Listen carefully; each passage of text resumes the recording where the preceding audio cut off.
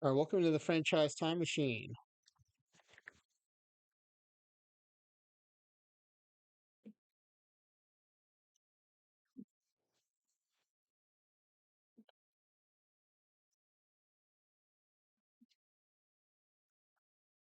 Hey, ClayDog, good seeing you in the chat. Our guest of honor today.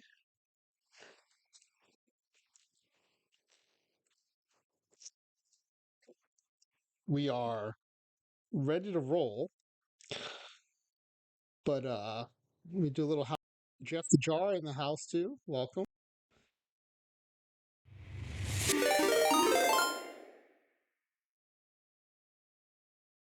Oh, I hear a sound. I think that is a raid sound. Ezra Denny, thank you for the raid. Welcome, Raiders. I saw the seventh inning stretch. I did not see the end of your game. And then I popped back in once I had to do a couple of drafts and build a couple of rosters before I streamed tonight. So the good thing is tonight, because of the roster refresh after the stream, I have nothing to do but go to bed so I can finally get some sleep. Another walk-off home run. Wow, that's back-to-back nights, right?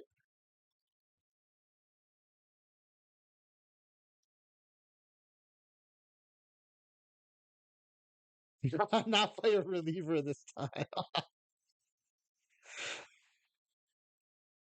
Yeah, if anyone's new to Perfect Team, or even if you're not new, you may not have seen this before.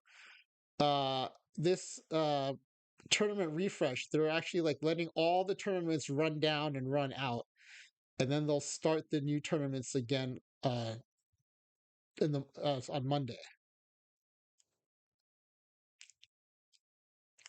So it's a very odd sight not seeing any tournaments in my account. But I did have one last low bronze tournament. So Jeff the Jar, I believe what they do is they weed out the tournaments that are kind of unpopular and not filling. They change some of the tournaments. In this case, they're changing some of the prize structures. They're always changing like the stadiums and the eras, and they're also adding new tournaments. Um, and Ezra might know better than I do, but I don't know. I don't think they always let them run down like this and empty out before they start them back up. Um, I think more often they kind of do it on the fly.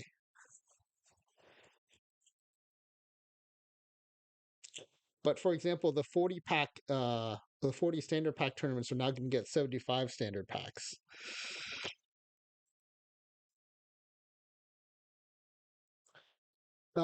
Yeah, ClayDog, if you whisper me the link, I'll go ahead and put it in the chat.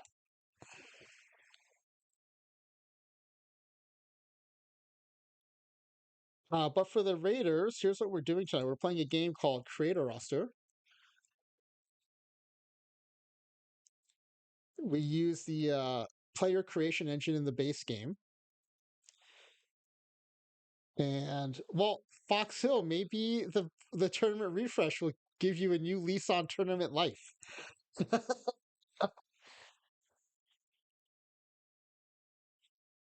I was actually thinking about tournament rosters this weekend, but then I realized there's a refresh coming. I'll just do it next week. So this is from ClayDog. Thank you, ClayDog, for providing this. This is the forum link to the list of tournament changes, deletions. It is sad when your favorite tournaments do go away. I was a big fan of live tournaments because I was playing a lot of live. I was playing a lot of live dailies, and they took away the live drafts, which is kind of a bummer for me.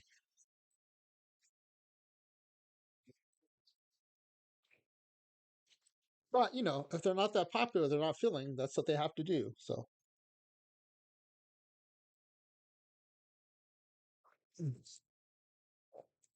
So yeah, this is one of the games we play. It's a game I created to play on stream, and it seemed to have a lot of interest, so I opened it up to the community. Um, Anyone is welcome to play any of my games on stream. It's just a channel point redemption.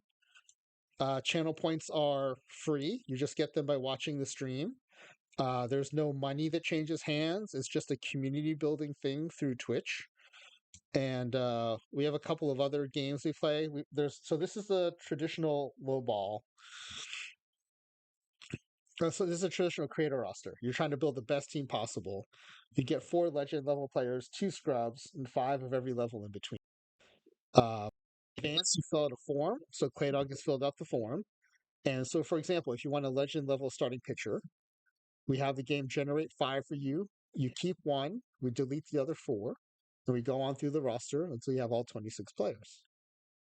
There's a low ball version of this where you get 2 legend and 4 scrub, and you try to build the worst team possible. And there's a dead ball version where we do this in 1910 in the 1910 run environment. ClayDog says franchise doesn't know I'm running a gambling ring based on his games. Well, ClayDog, I hope you made enough money on the VIG to buy the Cal Ripken choice pack.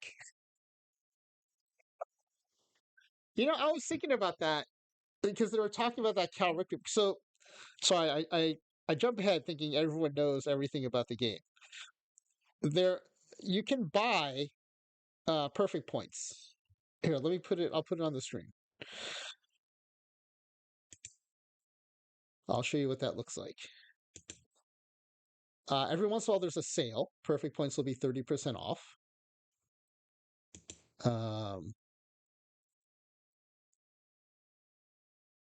I wonder if are those choice packs still on the. Let's see. I'll put my game up here. This is one of my alt accounts. My low diamond Phillips team. I was playing low bronze today. That's the first time I played low bronze. It was the only tournament left. Got to be a real casino owner to afford that. Okay, so okay. Oh yeah, they still have it. So for $500, you can buy 1,000,000 perfect points. Supposedly, you're buying 500 perfect points, and you get a bonus 500,000 perfect points if you buy this pack. And for a limited time, I've never seen this before.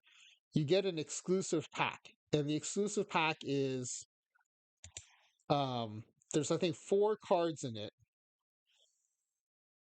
It's a choice pack, and it has the new 103 cards in it. It's got the Jim Tomei, the Cal Ripken Jr. I know you can't see this, but and the Tom Glavine and the Ken Griffey. Oh, did I say Ken Griffey Jr.? Anyway, it's a choice pack with those four cards in it. And I was thinking, sometimes there's a 30% off sale. Fox so badly wanted to buy one, but I'm married. That's funny. I can relate. I I have been dying to get a new computer because this laptop I'm on now, it just can't handle OOTP and OBS, which is the software I use for streaming, and having any browsers open. And so I saved up all my Twitch money, and then I had like a credit card like cashback thing. So I was able to show her, look, I'm buying this computer and it's not going to cost us anything. So that's how I was able to buy the new computer. It helped that the Nolan Network, who also streams, he's on hiatus right now, but let's give him a shout out anyway. He knew that I needed a new computer, and he found a nice Black Friday deal, and he sent it to me. So I bought that. That's what I got. Yes, in theory, I'll even let you use it. That's right. Even though it's in the room that only I ever go into. But so I was thinking about this. There's a 30% off deal every once in a while for perfect points. So you could get this 500,000 plus 500,000. The exclusive pack is new, but instead of $500, you can get it for $350. But I was thinking, if you got the Cal Ripken card, it was selling for 800,000. So you could have bought this, sold the Cal Ripken, and basically gotten 1.8 million perfect points for $500. I mean, it's still $500 that I don't have to spend on the game, but that would be another way to do it too. Is if you're not trying to win perfect league. Foxel says, I think it was during a 350 discount. I'd probably be more and spend 1,000 on three. Yeah, if they had combined it, I'm sure they would have sold a lot more than they did. But apparently they sold a few because those Cal Ripkins were showing up. The funny part is, I think during the stream, someone mentioned that one of the teams had three of the cards, but not the Cal Ripken. And someone joked maybe their budget was $1,500. I wish I could remember who it was so I could give them credit for that. But that was pretty funny. But yeah, the way it was set up, you could have gotten 1.8 million perfect points for $500. If you had ripped it right away, gotten the cow and sold it. Um, and I started playing Perfect Team almost a year ago exactly, and I had heard that in previous years they had offered this big big perfect point package or the big package or something, and it was like 10 million perfect points for I don't remember like $2,000 or something, and apparently they sold a bunch of them. So it's I'm a free to play player. I haven't bought any perfect points this season. I've made two cash transactions.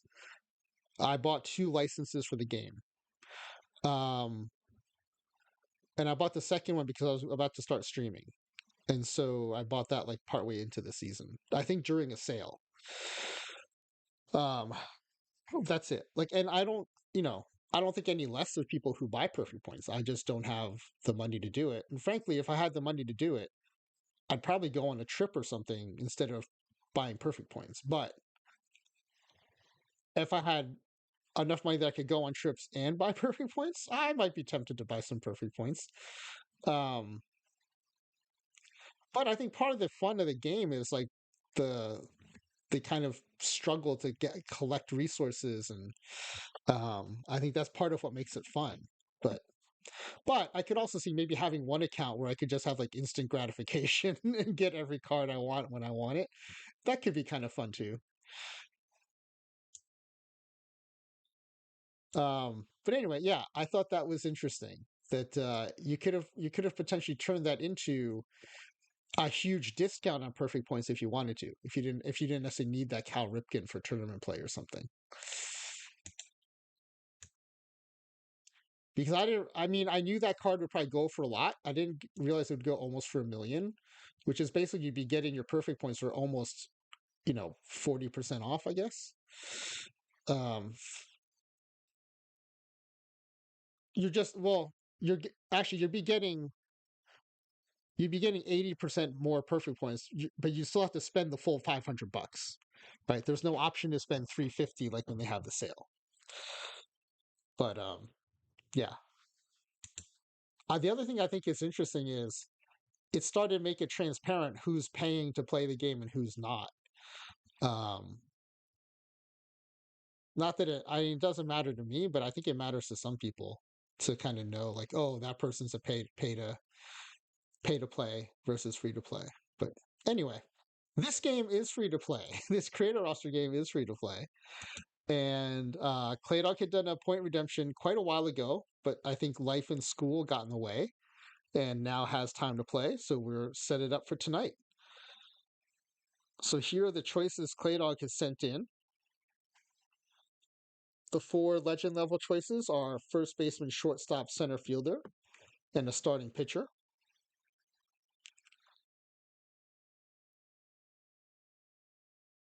Oh, ClayDog says the first PTS I put in $50 to help grab some cards. Got knocked out super early and was like, oh, that was dumb. That's it for putting extra money into the game. No, I know that feeling, ClayDog, because in PT24, I did put some money into the game because I had started late and I thought, oh, like there was a point sale. And I was like, maybe I'll try to catch up a little bit. And I bought some points and I mostly use them to finish missions and stuff, which is super fun. I like that feeling being able to finish missions. But in the end, like I was still way behind everybody because the missions everyone had finished months ago. And while I had fun finishing missions, in the end it was like kind of an empty feeling like, okay, I spent real money and I have nothing tangible to show for it. And I was like, yeah, that was not the best feeling afterwards.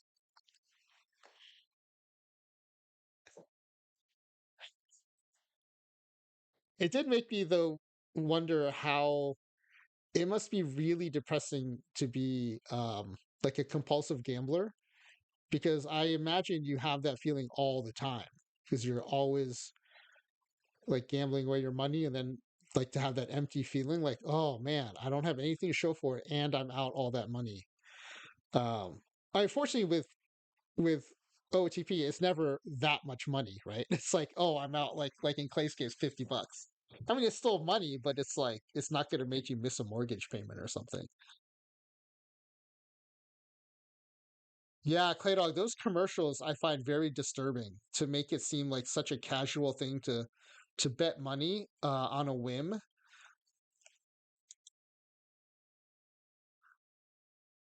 Yeah, and I think everyone's complicit too. All the leagues, ESPN, not just ESPN. Like I just mentioned them because I was just watching ESPN earlier, but like all the platforms and stuff.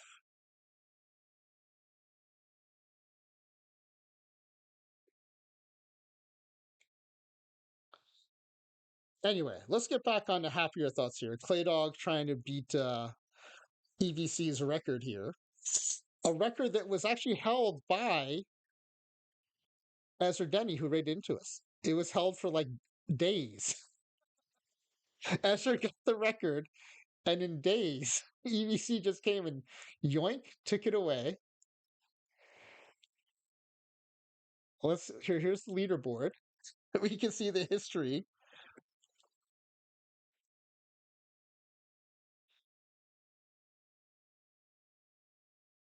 All right, so Talkmado started us out. A good sport, first time out. No one was really sure how to do this the best way. Smiley Face Jane came in and just demolished it. Had a 1477 game score, 121 wins. And that lasted for two players until Ezra Denny came with a 1553, 125 wins. And Ezra was the first player to sweep the World Series championship, the Cy Young Award, and the MVP. But then days later, EVC comes in with an 1830 game score, 141 wins, swept everything, and did it on a daytime stream in front of way more people than we ever see in the nighttime. And so, yes, this Daywalker has held this record ever since. The Nolan Network followed immediately and almost took the record away the very next time we played. I kept saying a 52 game win streak. He actually had a 34 game winning streak. Oh, sorry. Thank you, Claydog. The Nolan Network came in, finished one win short. I kept saying a 52 game winning streak. But what it actually was is a 34 game winning streak, a loss, and then another 17 game winning streak. So if he had not lost that game, it would have been 52 in a row. But he won 34, one loss, and then won 17 in a row. So consecutive winning streaks of 51 games total. And he still couldn't catch EVC.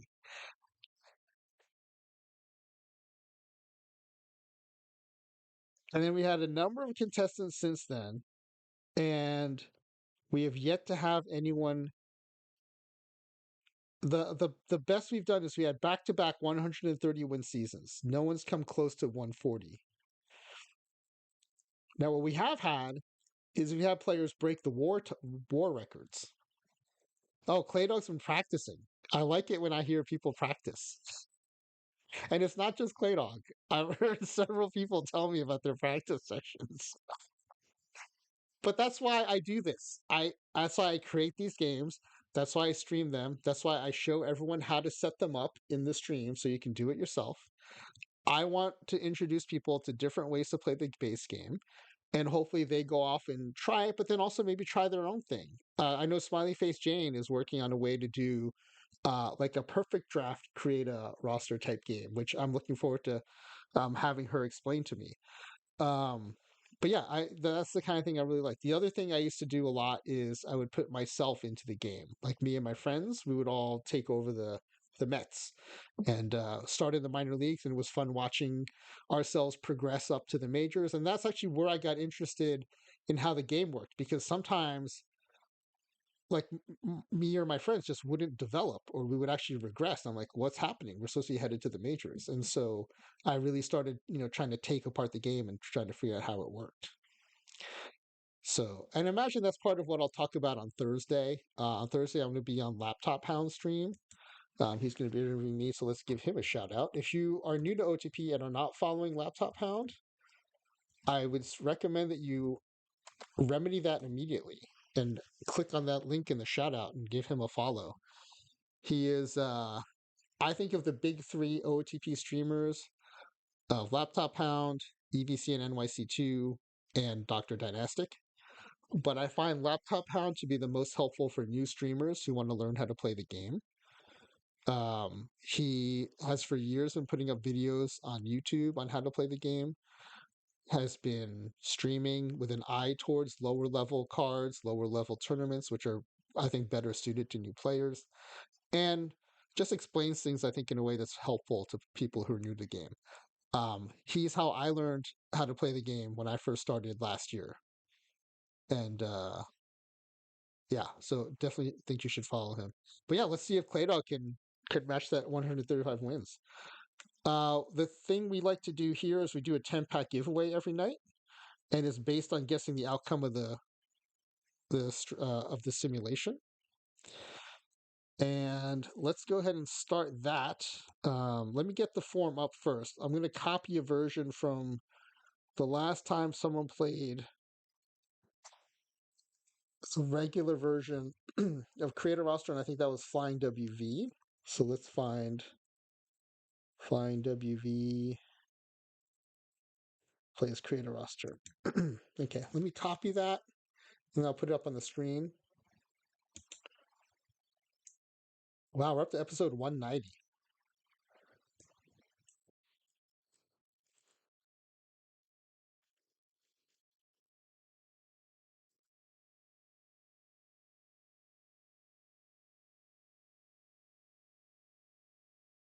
Let me just update the title real quick, and then we'll edit the content on the fly so that I can walk people through it who might be new to our 10-pack giveaway.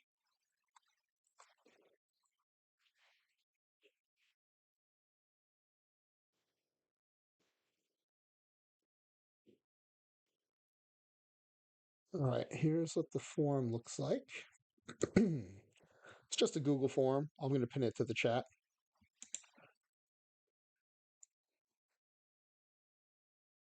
And tonight's stream,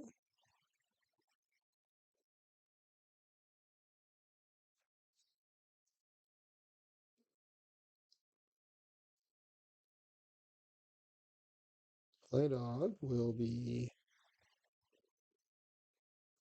playing one of the ways we play the OOTP base game Create-A-Ros. And we'll create players for ClayDog's 2023. Hold on. Don't tell me it's in my Discord. Like, I know you told me who you wanted to be.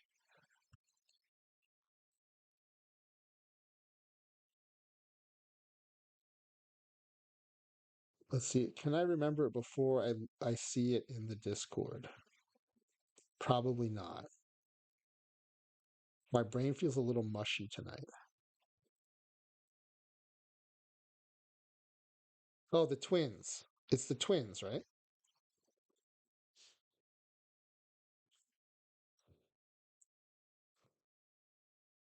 Minnesota Twins.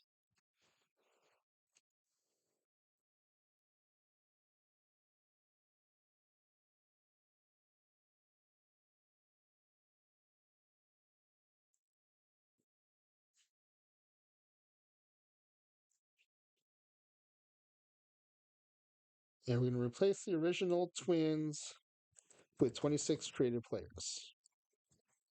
I think that this sentence no longer works because it's been kind of edited so many times, but I'm just going to leave it because it's late.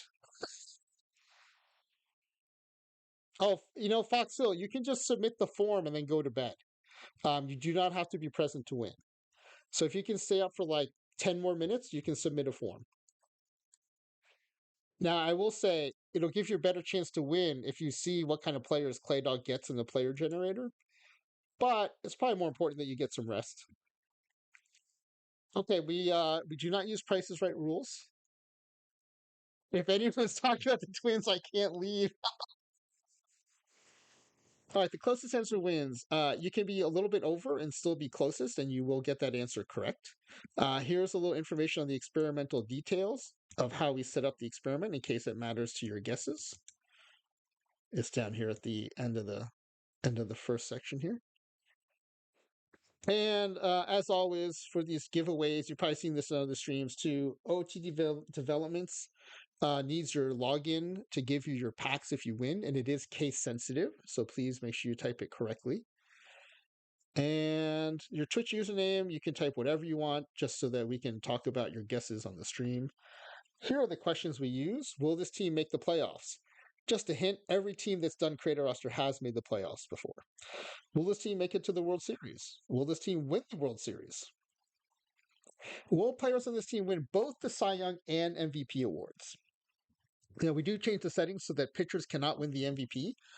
So a yes on this require both a pitcher and a batter to have exceptional seasons. How many regular season games will this team win?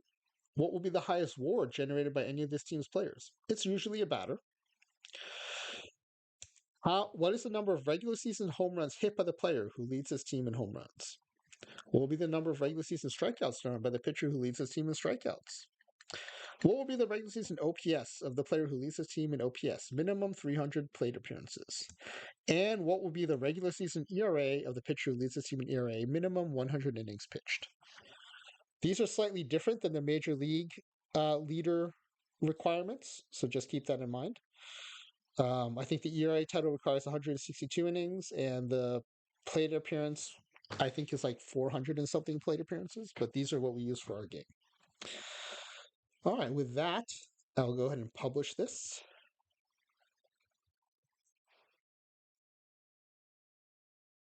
And I'll put the link in the chat.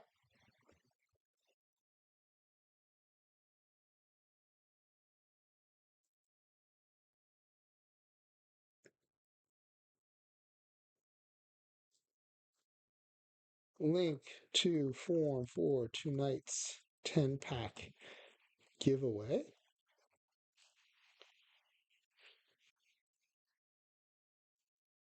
Pin that to the chat.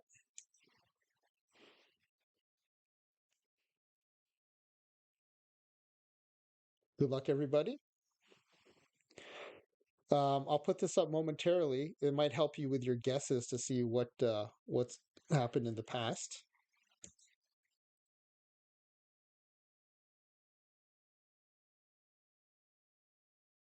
And I just put that up while I get the base game set up.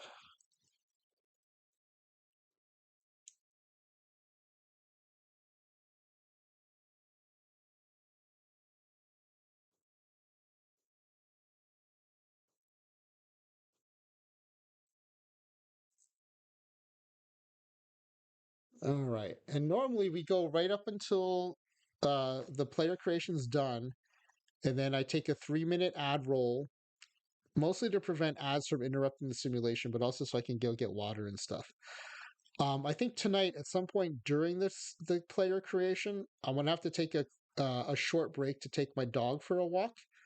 He's been kind of restless. I think maybe he has to go pee, so we're gonna maybe we'll take a break between good and average level or something, and take a quick break to take my dog out for a little pee walk. A play dog walk break. That's funny. Hey, Kaki Santa, good seeing you in the chat.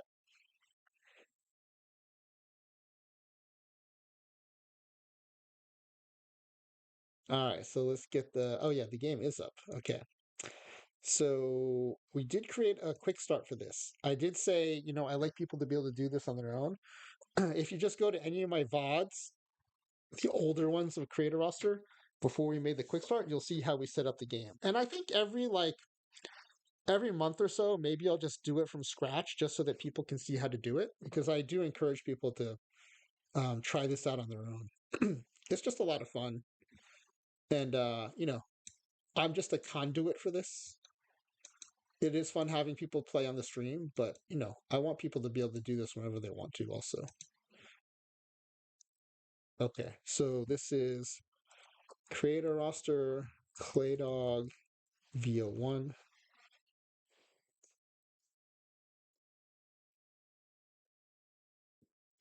I just realized too, I'm gonna have to make sure all these files make it over to the new computer.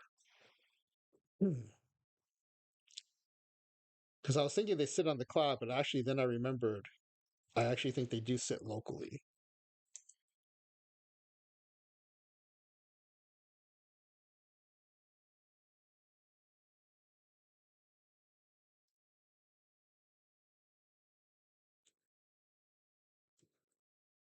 All right, so we are taking over the twins. Clay, do you have a nationality preference? Oops.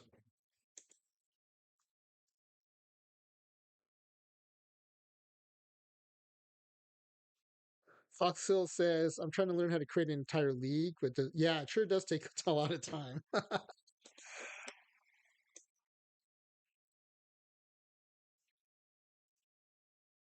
The other thing though is like you can learn a lot watching the streamers who do this stuff, Foxhill, so that you can at least avoid making mistakes when you're setting it up.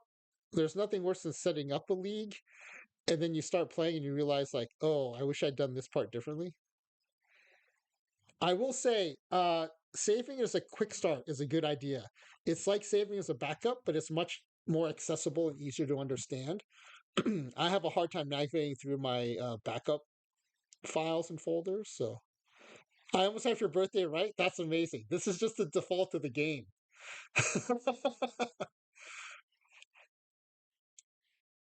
March 14th. Oh, ClayDog just doxed himself.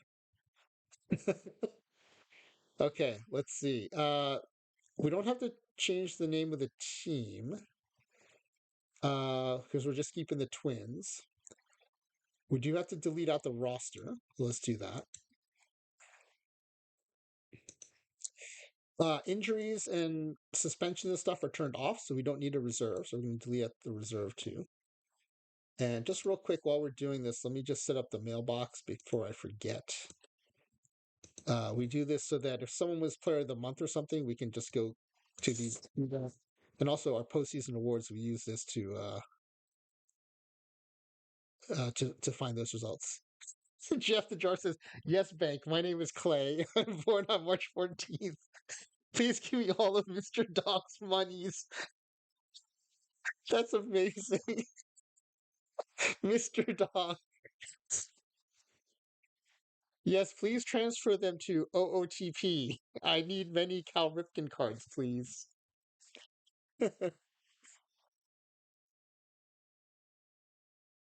All right, I think. Oh yeah, and then the manager settings to minimize interruptions. We'll turn these off. Okay, and we're ready to go. So let me pull up on the second screen. I'm going to have ClayDog's choices. So yeah, if you're ready, we have your legend level first baseman coming your way. And just like with all player creation or importing, it happens through the free agent screen. Since we're in commissioner mode, we can create or import players. We're going to use create tonight. All right. Legend level first baseman. Looking for a big bat here. And you get 5 choices, as always. Come on, 5 stars. There you go, 5 stars. Everyone who plays get the same screens. We have one batting screen and one pitcher screen. We've added some things like catcher framing, infield range, outfield range. Yeah, that's a very nice first roll. Everyone's got power. Most of them have eye. Everyone's got good contact.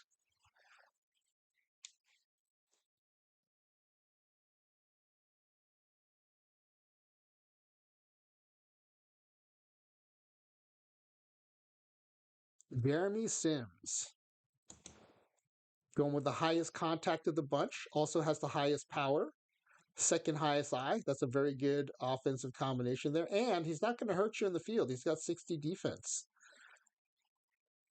I think good choice here with Jeremy Sims. Moki. Jeremy Moki Sims. I don't know what it means, but it sounds like a cool nickname to me. Moki.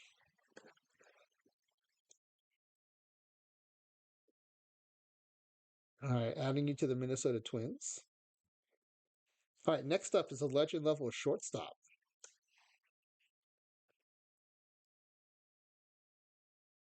Speaking of the Cal Ripken 103 card, let's get you a legend level shortstop here.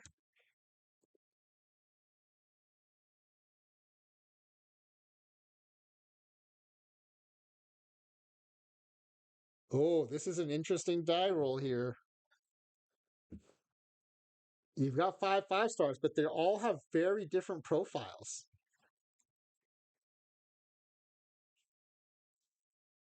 You've got 2 top defenders here, one with 75 range. You've got a huge power eye guy. You've got a 70 steal, 65 power guy. There's all kinds of different profiles here.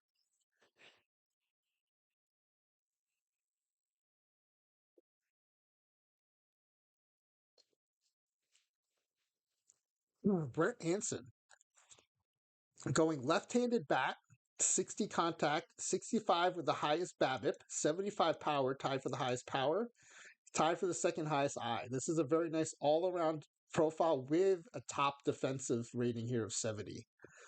Left-handed bat shortstop with good defense and pop. Sounds like Gunnar Henderson-ish, maybe. Yeah, that 70 defense is short. I think will serve you well. El Gasolino. Oh, that's a sick nickname. Brett El Gasolino Anson.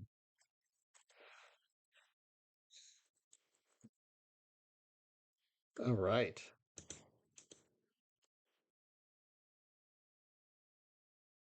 I'm still laughing at Mr. Dog's funds, Mr. Dog's monies.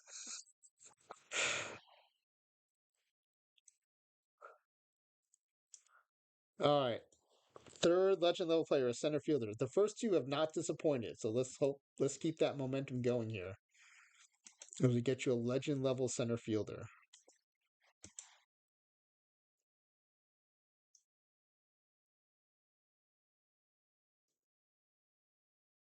Another 5 5 stars. Ooh, you got 2 off scale BABIPs. You've got a 75 power. You've got a 70 eye. Lots of different ways you can go here. You don't have any star gloves, but you do have a 70 steel included.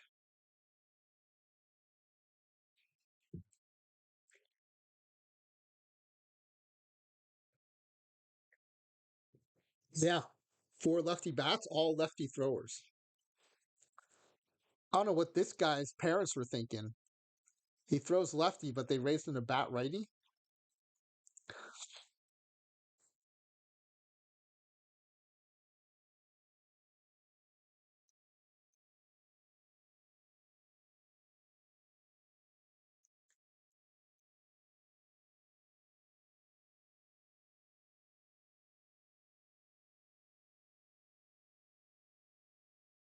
Alan Dickens. Yeah, I like the 70 steel thrown in with the 85 BABIP, the 75 contact, 70 power. This is a triple crown profile, right? 75 contact with 85 BABIP, 70 power, 60 eye.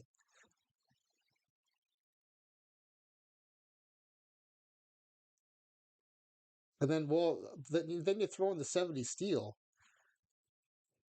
It's almost Otani-ish, except Otani probably has more power and a little less BABIP, but this is a great profile. I like it a lot.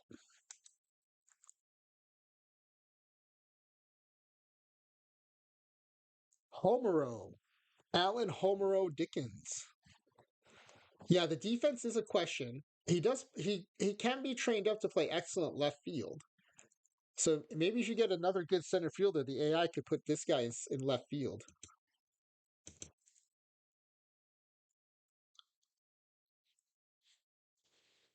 Let's see, you have another center fielder coming up at the good level. I have seen 5 stars and 4.5 stars at good, so it's not out of the realm of possibility. You can grab a good fielding center fielder there, and then move Alan Dickens to left field.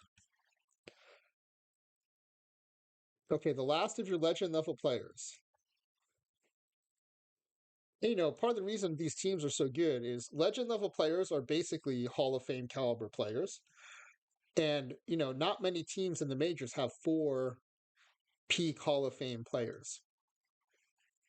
And so that's why our teams win so many games. All right, 5 legend level players coming your way. Oh, these are starting pitchers, so we have to go to the starting pitcher view.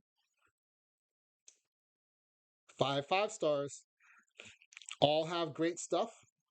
Oh, wait, this is the wrong view. Let me give you our pitching view. There we go. All have great stuff. I put them in the order they are on the card. So it's stuff, movement, home run rate, PBABIP, control.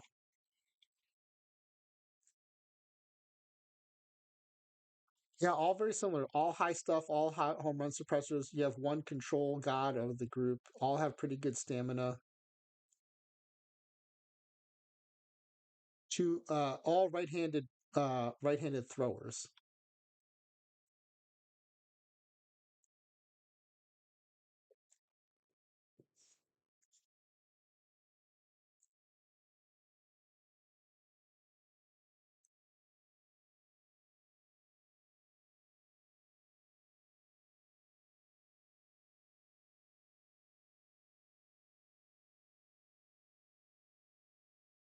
Espinosa.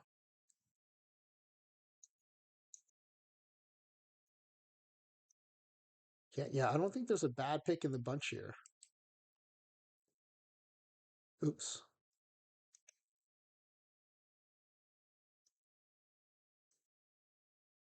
Dino, or is it Dino? Dino.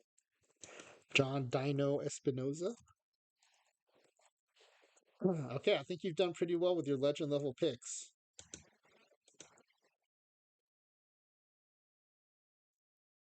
All right, next up we go to the star level. You have 2 more starting pitchers, a first baseman, a shortstop, and a catcher.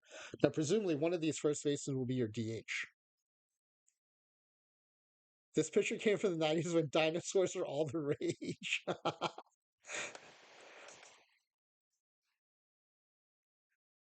All right. Definitely building the front end of your rotation, which I like.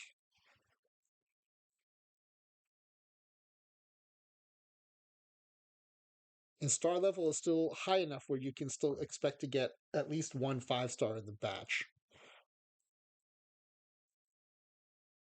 Yep, there you go. 4 5 stars and one 4.5 star. Now you notice the stuff is down, but the H home run rates can be up. The controls are good. 5 star is a pretty broad bucket. And so I think every once in a while you get a legend level 5 star, but I think these are, a half a tier down within the 5 star, but still very good options.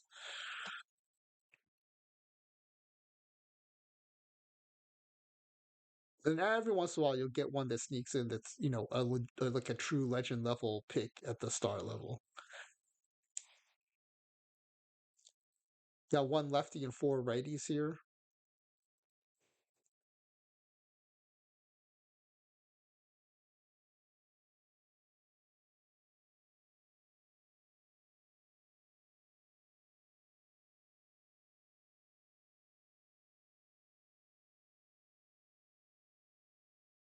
Luis Trevino. Yep. Tied for the highest stuff, tied for the highest home run rate, second highest control, highest stamina. Real good profile here, I think. I'm glad you stayed away from the 55 stamina guys. That would have been a bummer to not have them throw enough innings. So, yeah, Jeff the Jar, that was pretty awesome. Stacking your bullpen with lefties. Yeah, for anyone who wasn't here last night, Jeff the Jar uh, broke the record for low ball, which had stood for I think a few months actually. Luis Hugo Trevino. Set by Smiley Face Jane, no one had come close to touching it, mostly because no one could nerf their offense quite enough. So low ball is when we do this, but we try to build the worst team possible. And Jeff the Jar figured it out, beat the record.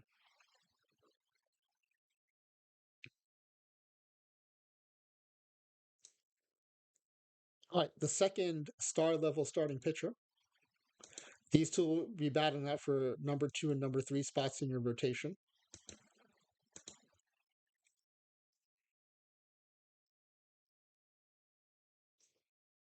Ooh, five stars. And the stuff is back. You've got a few 70 stuff pitchers here.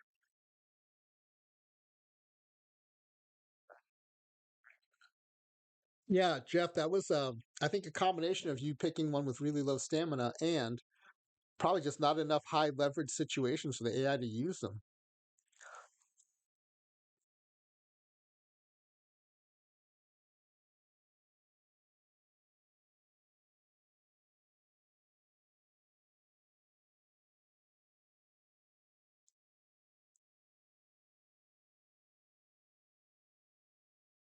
These are some pretty intriguing options you have here. This round is not as clear cut as the others. Jose Contreras, tied for the highest stuff, tied for the highest home run suppression, has the highest control, and has the middle of the pack stamina. I think the trade off you get for the stamina is this highest combination of home run suppression and control. I think will serve you well.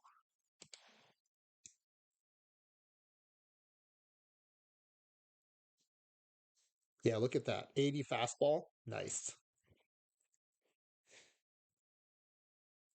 And you know what? Law Dog. His ClayDog. His name is Law Dog.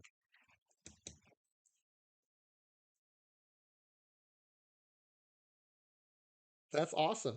I was thinking too, with that control, that 60 stamina will go a lot longer, right? He can pitch more innings with high control for the same number of pitches. So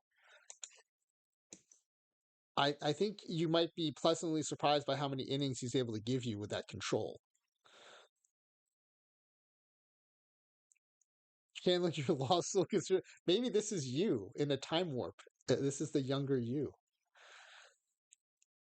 Okay, finishing at the start of the round, we have a first baseman, a shortstop, and a catcher.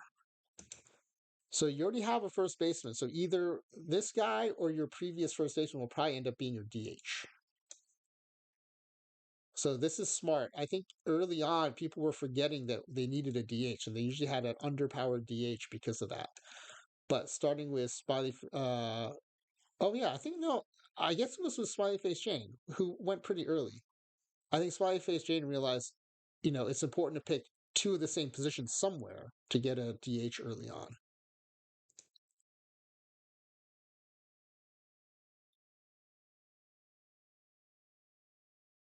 Oh, the suspense. I have to switch back to batters. Okay, you've got a 4 star, but the rest are 5 stars.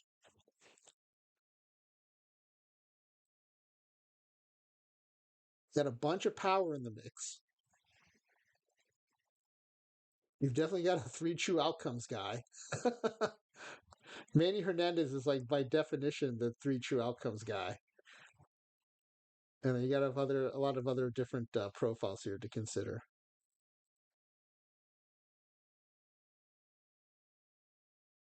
Yeah, he 80 power is crazy power, and the 70 I. But yeah, the 35 avoid K, that's pretty bad.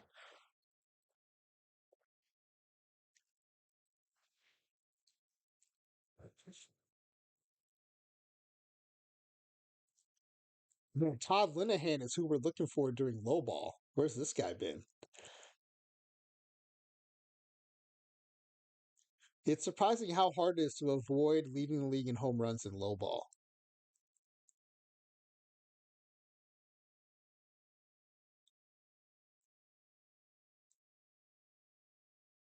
Aaron DeVita. Yeah, that this is the most consistent profile, I think. High contact, high power, high eye. Live in DeVita Loca. That's got to be his walk-up song, right? Skogs. That's got to be his walk-up song.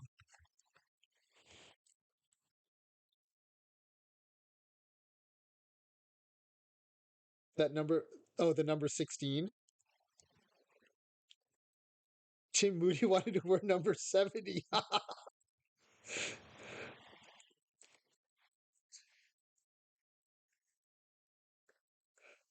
That does feel weird. All right, next up is a star level shortstop.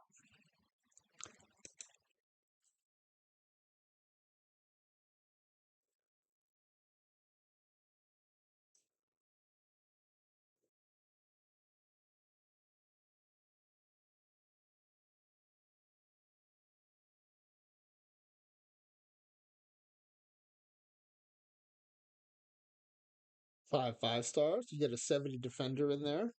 Oh my goodness, you've got an 85 contact, 95 BABIP. Remember, the scale is 20 to 80, but he has no power, but he also has off scale eye. Way off scale contact, off scale eye, no power. And then just above him, you've got 75 power, you've got power eye, 70 defender. Man, there's all kinds of places you can go here.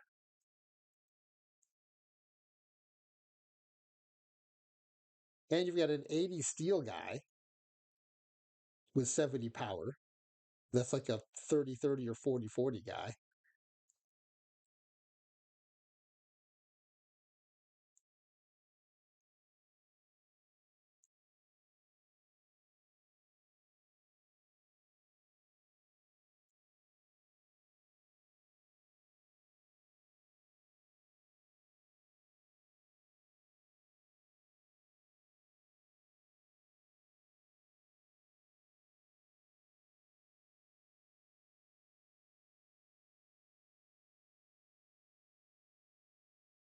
And ClayDog, I just realized this looking at your sheet. You have so there are no rules for regular creator roster because everyone's trying to do pick the best team possible, so I don't put any constraints on it. But I don't think you listed a second baseman. You have 3 shortstops. So I hope this guy or the other shortstop can play second base. They probably can. Oh, you did that on purpose? Oh, interesting. That's an interesting move. All right, Carlos Gonzalez. It should give you more flexibility as long as you don't get any single position shortstops. All right, I like the power eye combo because he doesn't have terrible contact and he's got a 70 defender. Yeah, I'm just so intrigued by American. I would have picked him just to see what he does, but I can't fault you for going Carlos Gonzalez.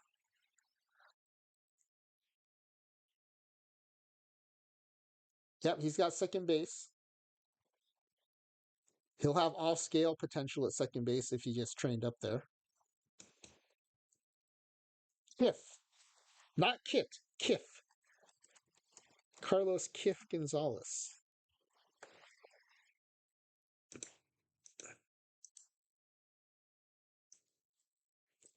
I'm going to go back and see what positions your other shortstop can play.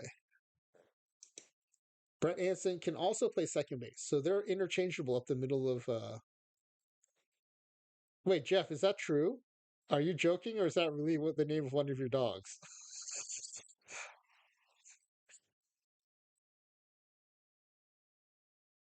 That's amazing. We've got a law dog and we've got Jeff the Jar's dog in here. That's crazy.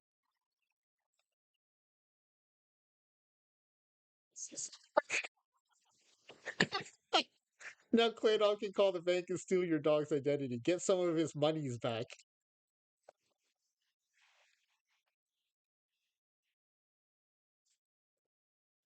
All right.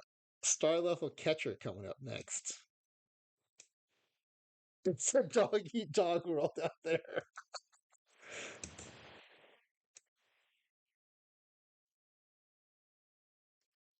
All right, here we go. Five star level catchers.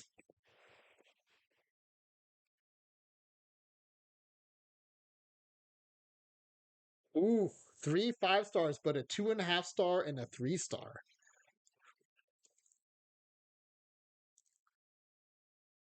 And we do give you catcher framing, so you get a sense of that.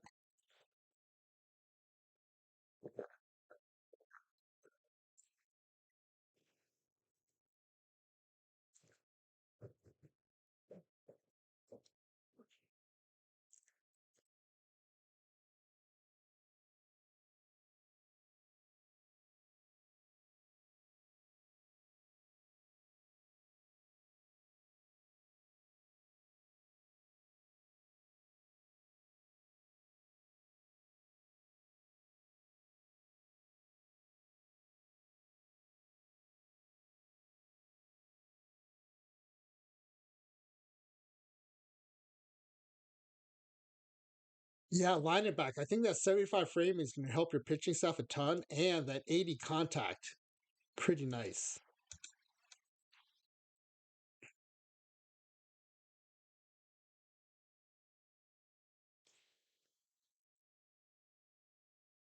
Ooh, look at that. Nice. He gives you framing and blocking too.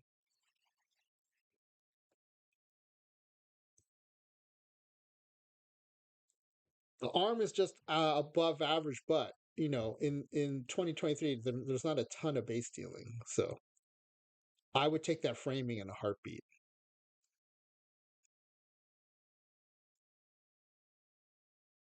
Okay, that's it for star level. And my dog is actually pretty chill right now, so let's go ahead through good, and then maybe I'll take a break to take him for a quick walk. Um, he's usually pretty good about it. As soon as we hit the sidewalk, he goes to the planter strip and just does his business, and then we come right back inside. He doesn't like the cold very much. So we got a good level: third base, center field, right field, relief pitcher, and starting pitcher.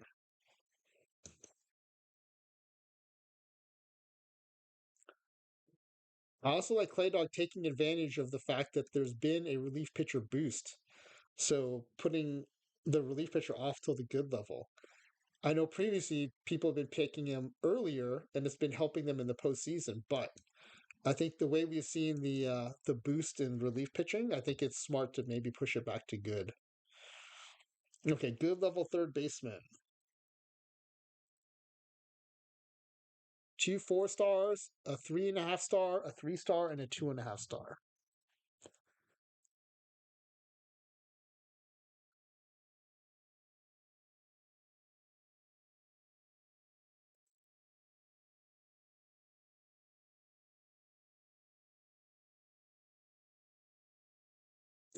Photography on the deck when it's too cold. That's amazing.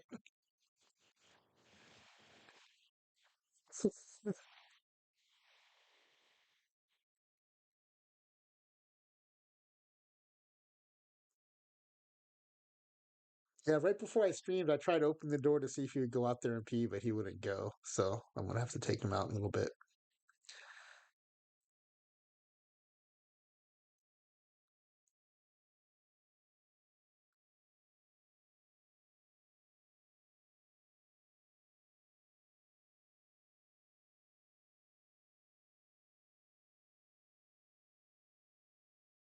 7 Yep, the most pop and the best fielder of the bunch.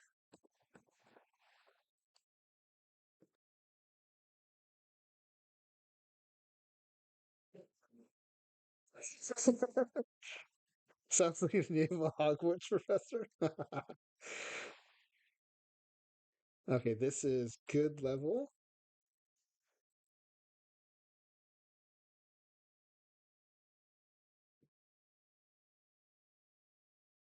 All right, next up is a center fielder.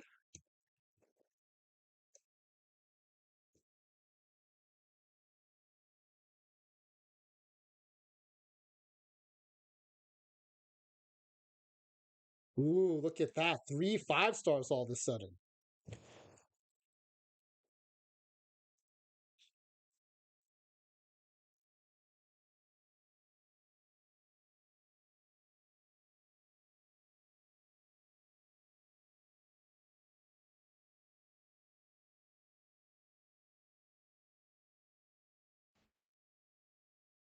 Wait, did I do good or star by mistake?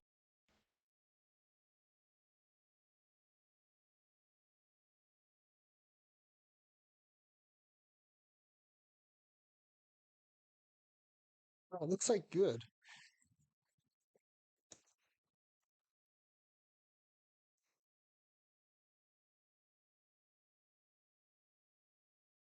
I'm looking at a clip of it. It looks like I did it good. Yeah, I think this is right.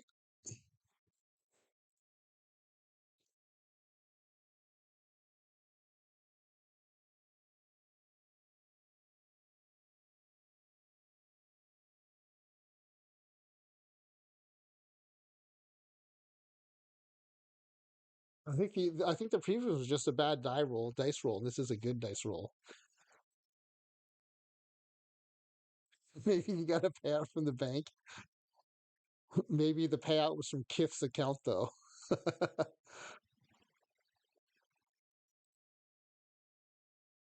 No, I think this is right though, because these are lower end 5 stars. Because this 5 star has power, has contact but no power. This 5 star has power but no contact. I think this is right. These do look like,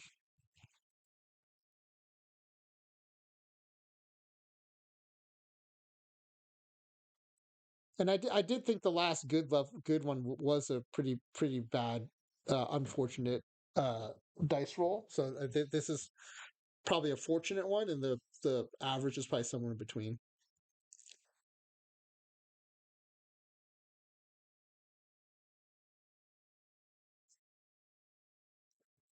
Cesar Yanez.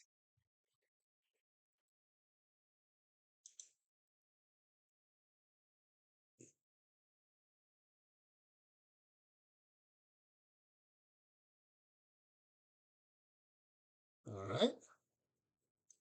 Does he have an no nickname? That's a disappointment. We are at the good level though, so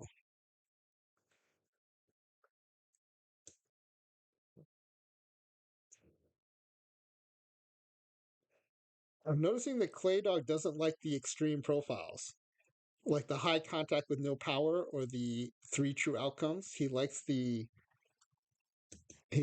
like good all around profiles.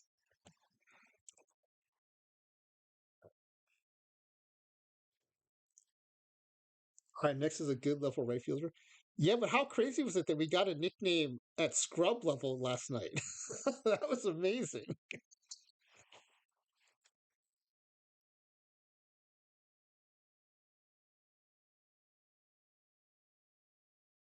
All right, I'm trying to get you a big batcher in this corner outfield spot. This is definitely good level. I'm not messing this one up. There you go, 3 5 stars, a 4 star and 3.5 stars. This makes me more confident that the previous one was good as it was supposed to be. This is good. Good level profile too.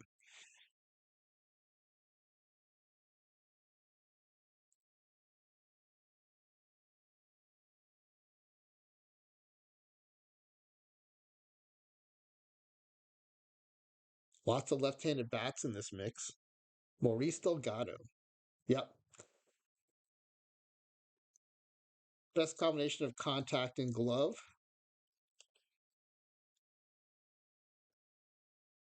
Ooh, look at those blue bars. Not a great base stealer, but a good base runner.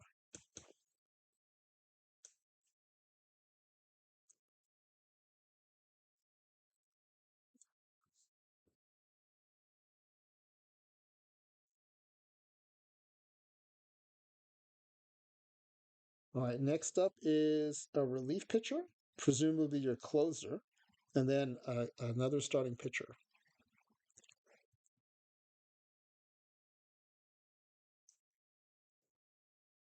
Claire says, I feel like running is much more important anyway when your team is stacked. Yeah, you're not going to be stealing a bunch of bases ahead of, Hall of Fame sluggers, right?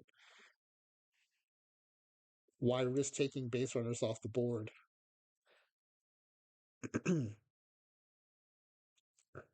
Hold on. Sorry, I lost track here for a second. We have 12. So 4, 5, 1, 2, 3. Yeah, okay. So relief pitcher, starting pitcher.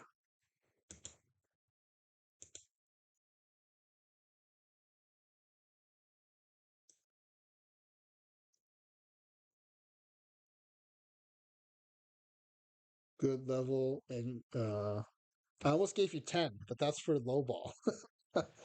You get 5, and they're going to be boosted. So we'll see what you get. Whoa, what happened? This looks like the unboosted version. What happened here? This is definitely looking like the unboosted version.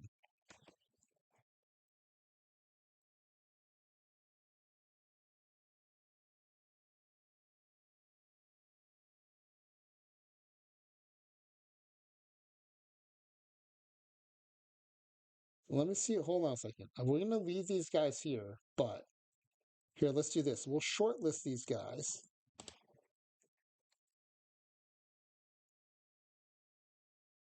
Okay, and then I'm going to create another. Is this just an unlucky dice roll, or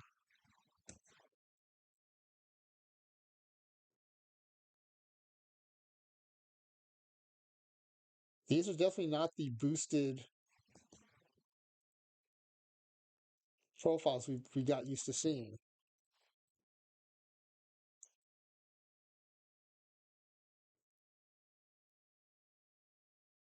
Okay, I don't know if I did it wrong, but you got a free dice roll there. I'm going to delete out these guys.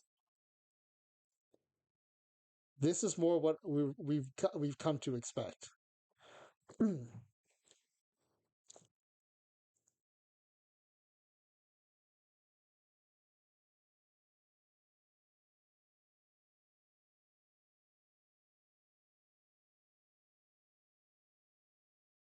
Because we're seeing crazy high stuff at the good level and in low ball, so this looks more like it.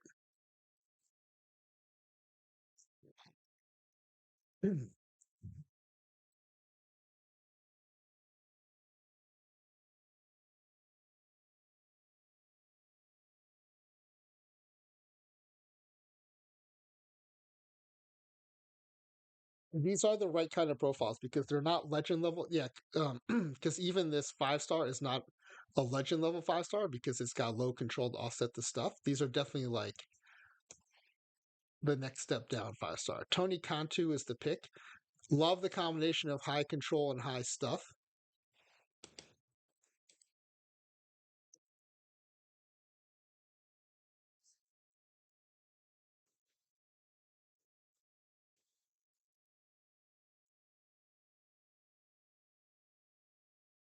We'll keep an eye on that throughout this process. Okay, and then next is a good level starting pitcher. Presumably your number 4 guy.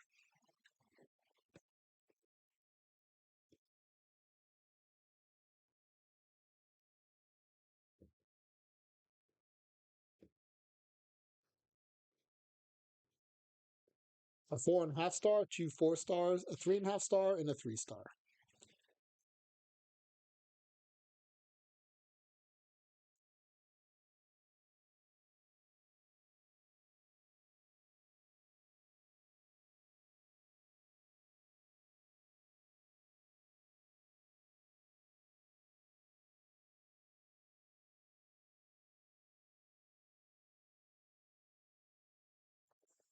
Yeah, I love this profile. I think this is going to be a sneaky good guy. He may even could slip past and become your 3 guy. The control, home run suppression stuff, all well above average, and the 65 stamina. Really like this profile. And he's the only ground ball pitcher in the bunch.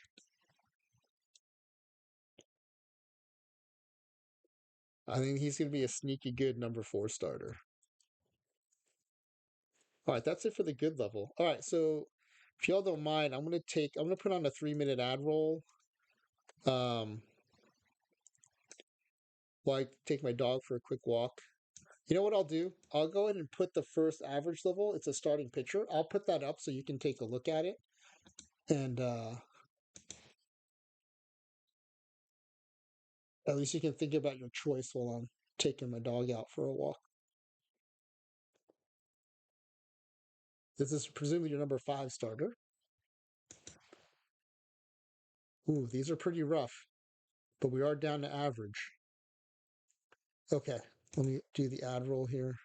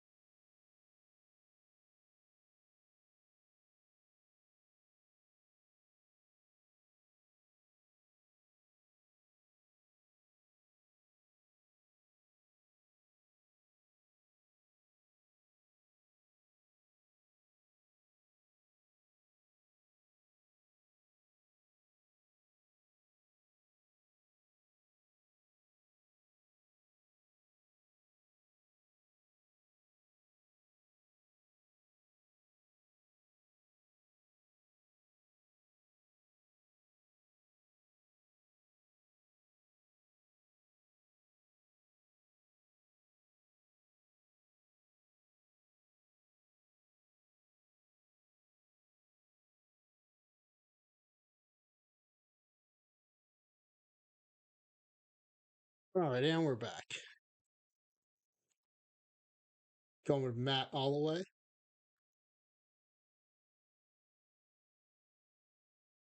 Yep, that's a flat profile with some good stuff. Not bad, especially for a number five starter.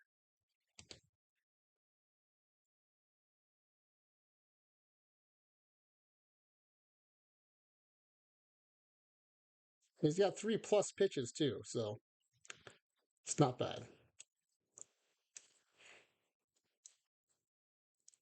But considering you've got four studs ahead of him in the rotation, I think you'll be fine here. That's the first in the average round.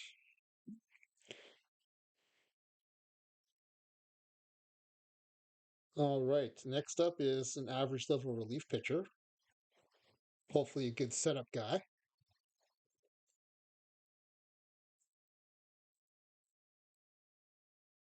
Yeah, I think that's right, ClayDog. I think every time everyone does a turn, they learn from their experience. But then also in between, you get to watch other people and you learn from their experiences.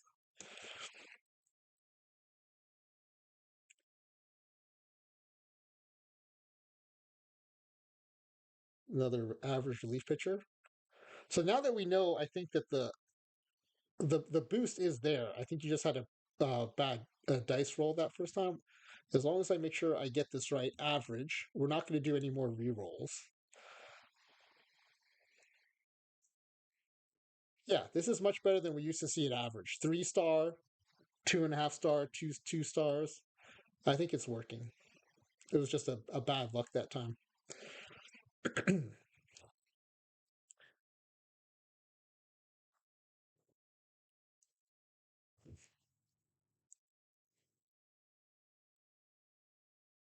Yep, I think Hamish is the clear choice here. Um, Angelo Llamas, awesome Llamas. That's one of my teams. Is the Llamas. Llamas has better stuff but worse control. I definitely take a little less stuff for a lot more control here, so I like this choice a lot. And he's a lefty, so that's good. The lefty set up for your righty closer. I think that's a good combination there. Man, we know how important changeup is in the base game, and that 70 cutter too. Yeah, Claydog, you don't have to reach for a lefty now. Now that you have one in your back pocket, I think that makes the rest of the picking a little bit easier.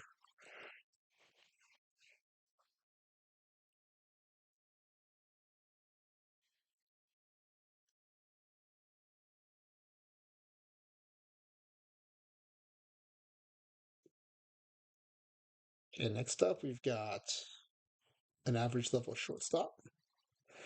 I like this all shortstop approach. I think other people will start copying this. It's a good idea.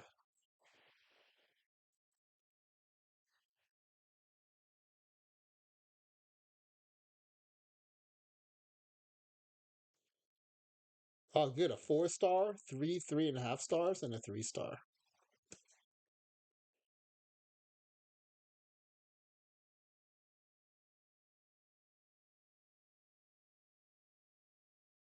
You do the same with left field too with center fielders. Yep, good idea. The only downside is I noticed this, a couple of the center fielders, their left field rating will be high, but it's going to take them a little while to get trained up. So for like a month or two, you might have um, average left field defense, but I think it's worth it in the long run to get, especially in the postseason, to have that center field plus defense in left field. You got some really interesting profiles here. You've got a 90 steal and an 85 steal, two off scale steal guys. You got some pretty good fielders.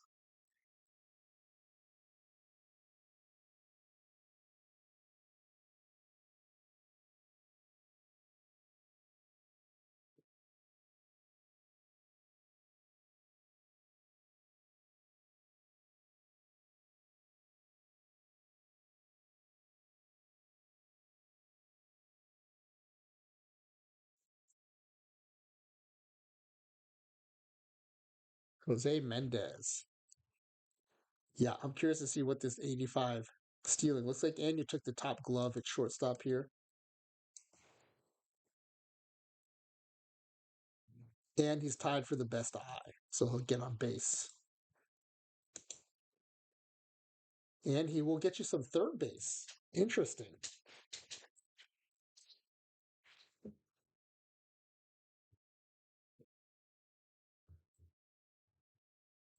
But your other two shortstops can play second base. So I think you're set for the middle infield. And then this guy can be a third baseman or a backup third baseman.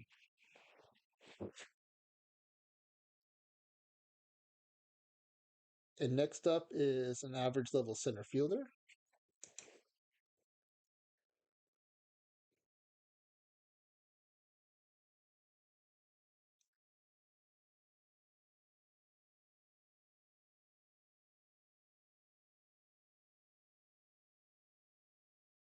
We got 4 3 stars and a 2.5 star. So you didn't have a spikiness of a 4 star here, but you do have several 3 stars to choose from.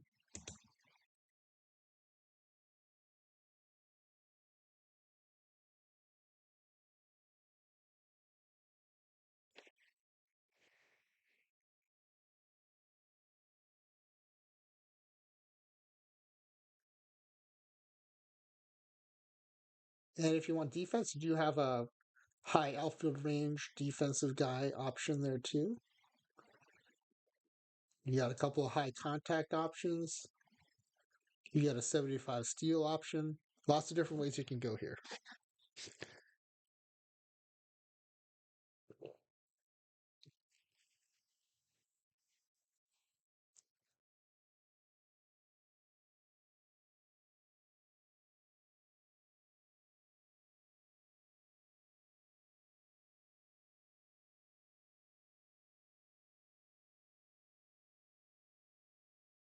Frank Luevanos. Oh, this is a very ClayDog pick. Very consistent profile. Second best defense.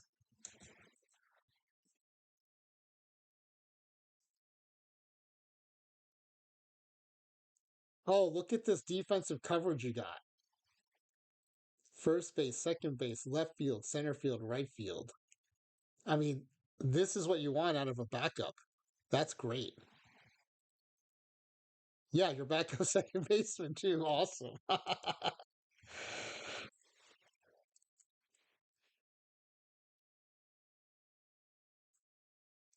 Man, what a pick. Especially because you couldn't see that. So that's like a lot of luck. Nice job. Okay, last at the average level is a catcher.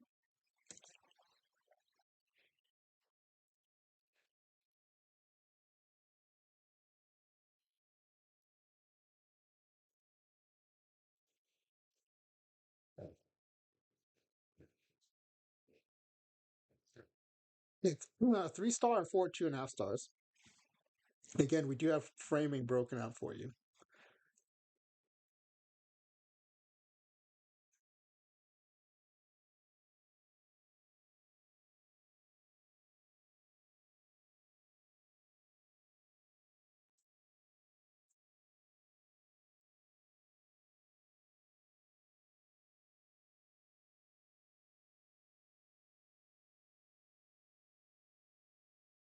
Right here, it depends if you want a bat coming off the bench at catcher or if you want a glove coming off the bench at catcher. You go either way here.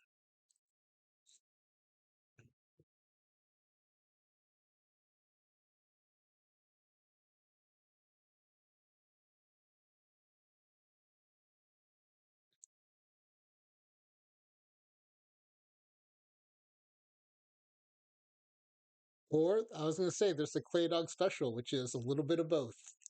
65 framing, decent hitting.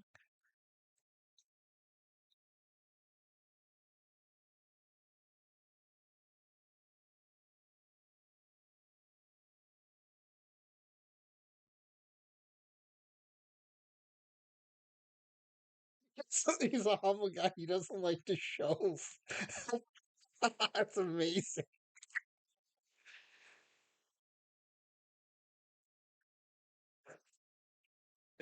Not a showboat.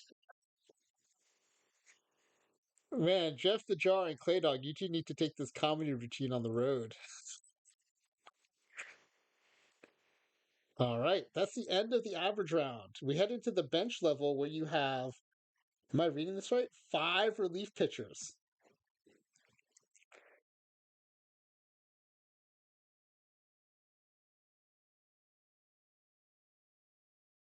Let me make sure we're on track here on the roster count. We have 19 players. Yep, everyone has a label. Yep, we're good to go. 5 bench level relief pitchers. Really leaning into the boosted relief pitchers here.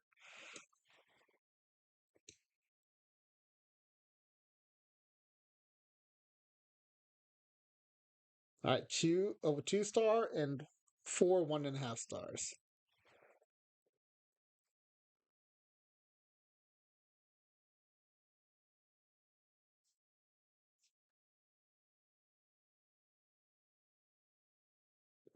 Yeah, no, I agree, Claydog. I think it's a numbers game, and I think you're playing it right. I think you'll have it more than one decent one out of 25. I just hope they don't all come in one pool.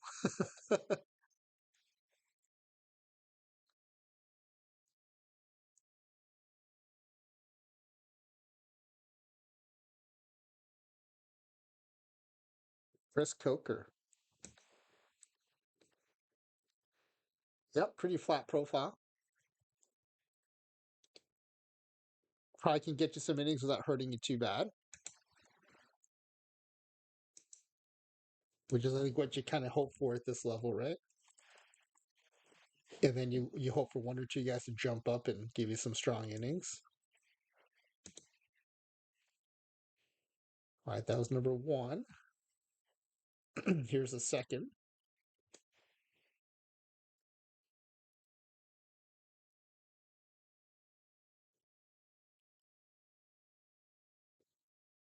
A 2 star, 1.5 stars, a 1.5 star.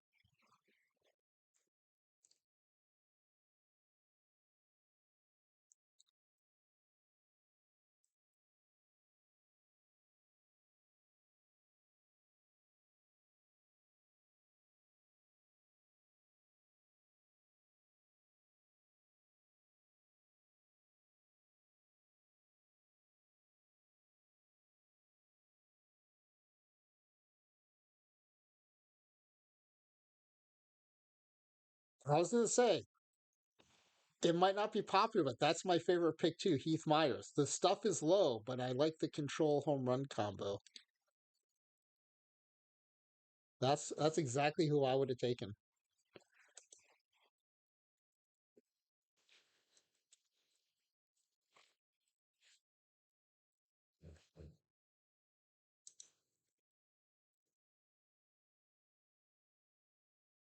All right, this is the third of 5 relief pitchers at the bench level.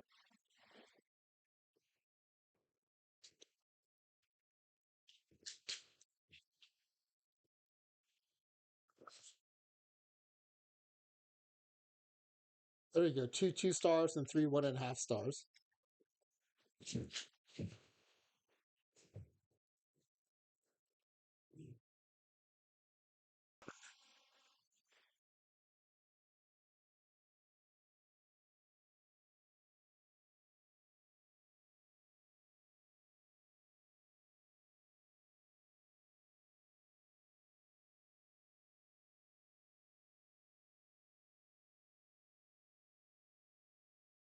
Yeah, I think this is a guy you've been looking for. High stamina, flat profile, a little low on the control, but I don't think he's going to hurt you much.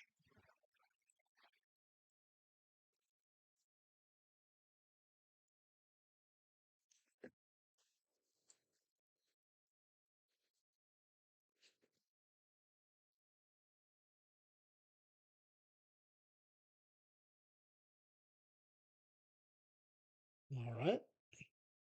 Fourth of 5 bench level relief pitchers coming here.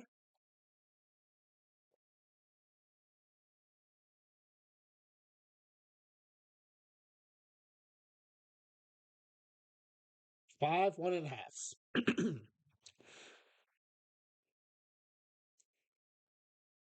This is definitely a damage control pick. You got a few lefties here.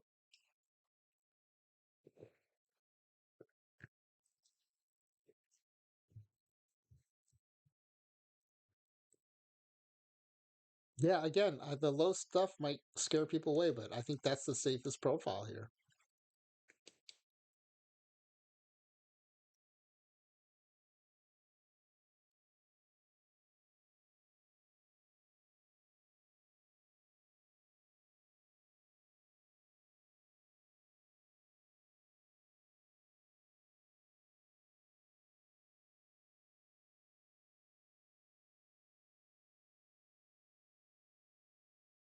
Okay, and the fifth of five bench level relief pitchers.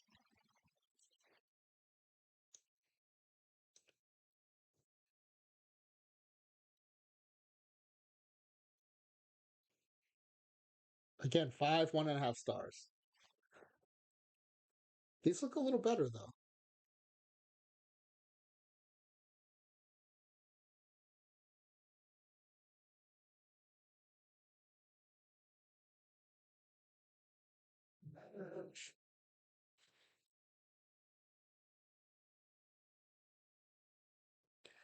Yeah, McCullough, the control. I like the high control, the average home run suppression and PBAB.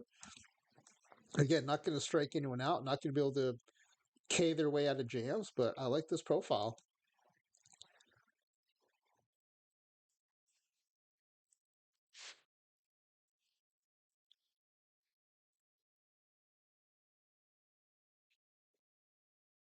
Okay, then we have your two scrub level picks.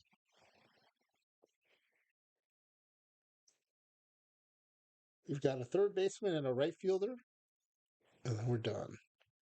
Mark McCullough, you like the alliteration? Mark McCullough, middle reliever.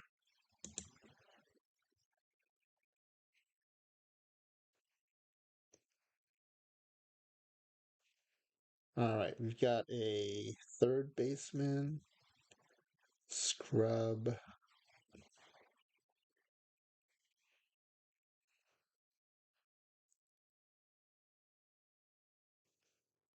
Oh, not bad. Four 1.5 stars and a half star. See the position players definitely get nerfed a lot slower than the pitchers do, even with the adjustment.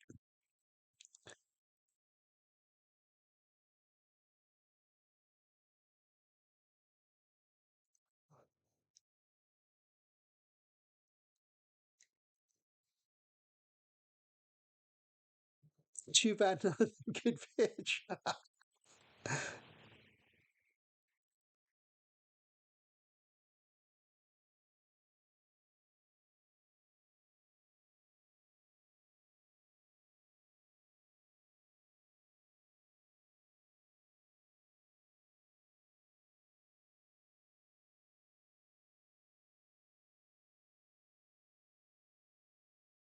Sanchez.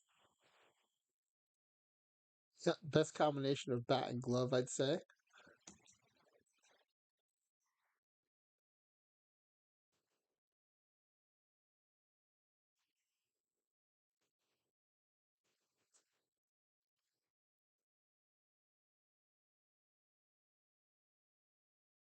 Okay, and then up last is a scrub level right fielder.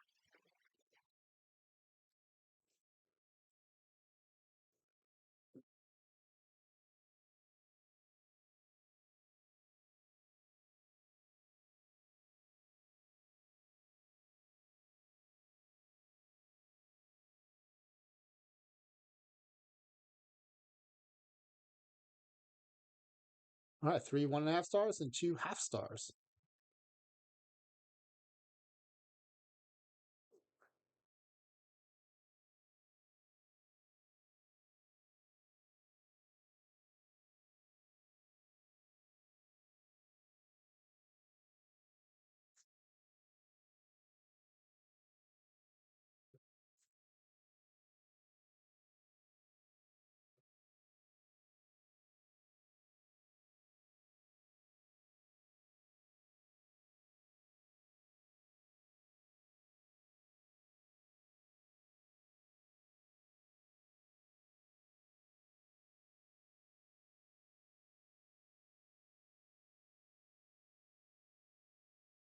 Yep, that was my guess for you. I've got you figured out, Clay. All right. Oh, yeah, what was his fielding? Okay, he got all three outfield spots.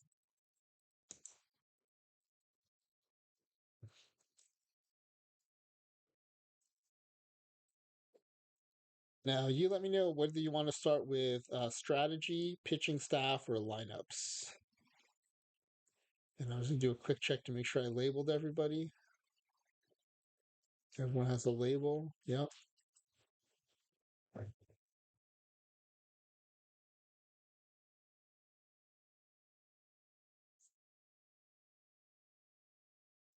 Pitching first, okay.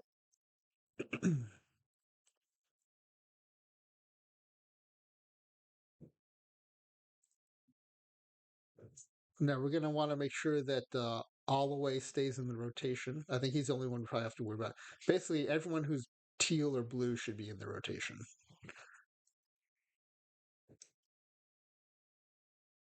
Yep, we're all good.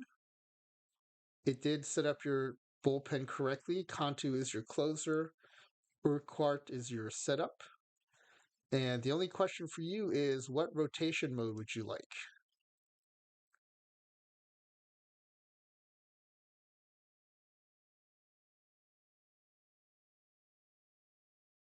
Yeah, that'll help you avoid Alloway and make sure your top guys get the most starts there. It is interesting. He's starting Contreras ahead of Espinosa.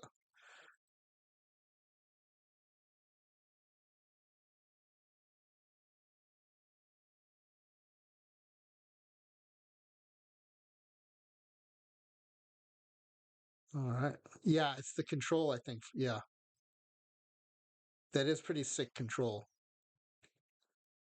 All right. Uh, Lineups or strategy?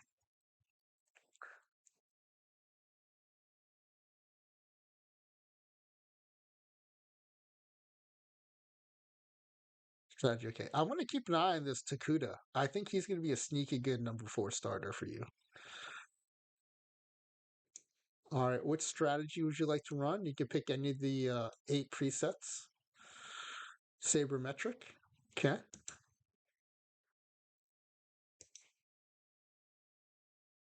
And then we'll go to your lineups. Not a ton for you to do here on your lineups, but first let's look at position ratings. Oh, what if your we don't see this often. One of your catchers can also play first base, but you have plenty of first base availability here.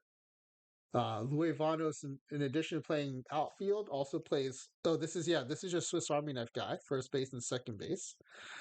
You got second base and shortstop covered.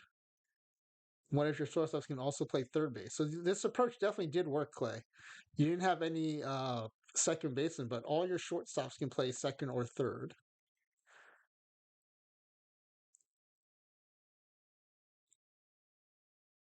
This third baseman had third base, second base, and first base. Unfortunately, does not play them very well. And you've got good coverage at center field, 55s across the board.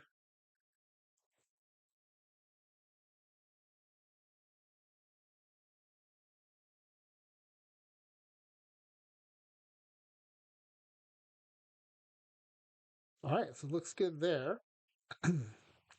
Let's see what it wants to do with your lineups.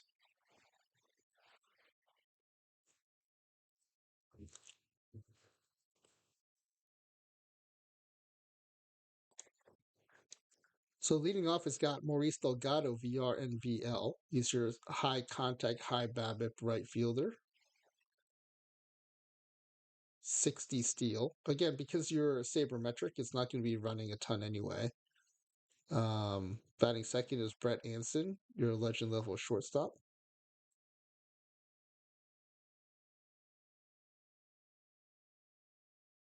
Yeah, I think this is partly because of you stack the center fielders,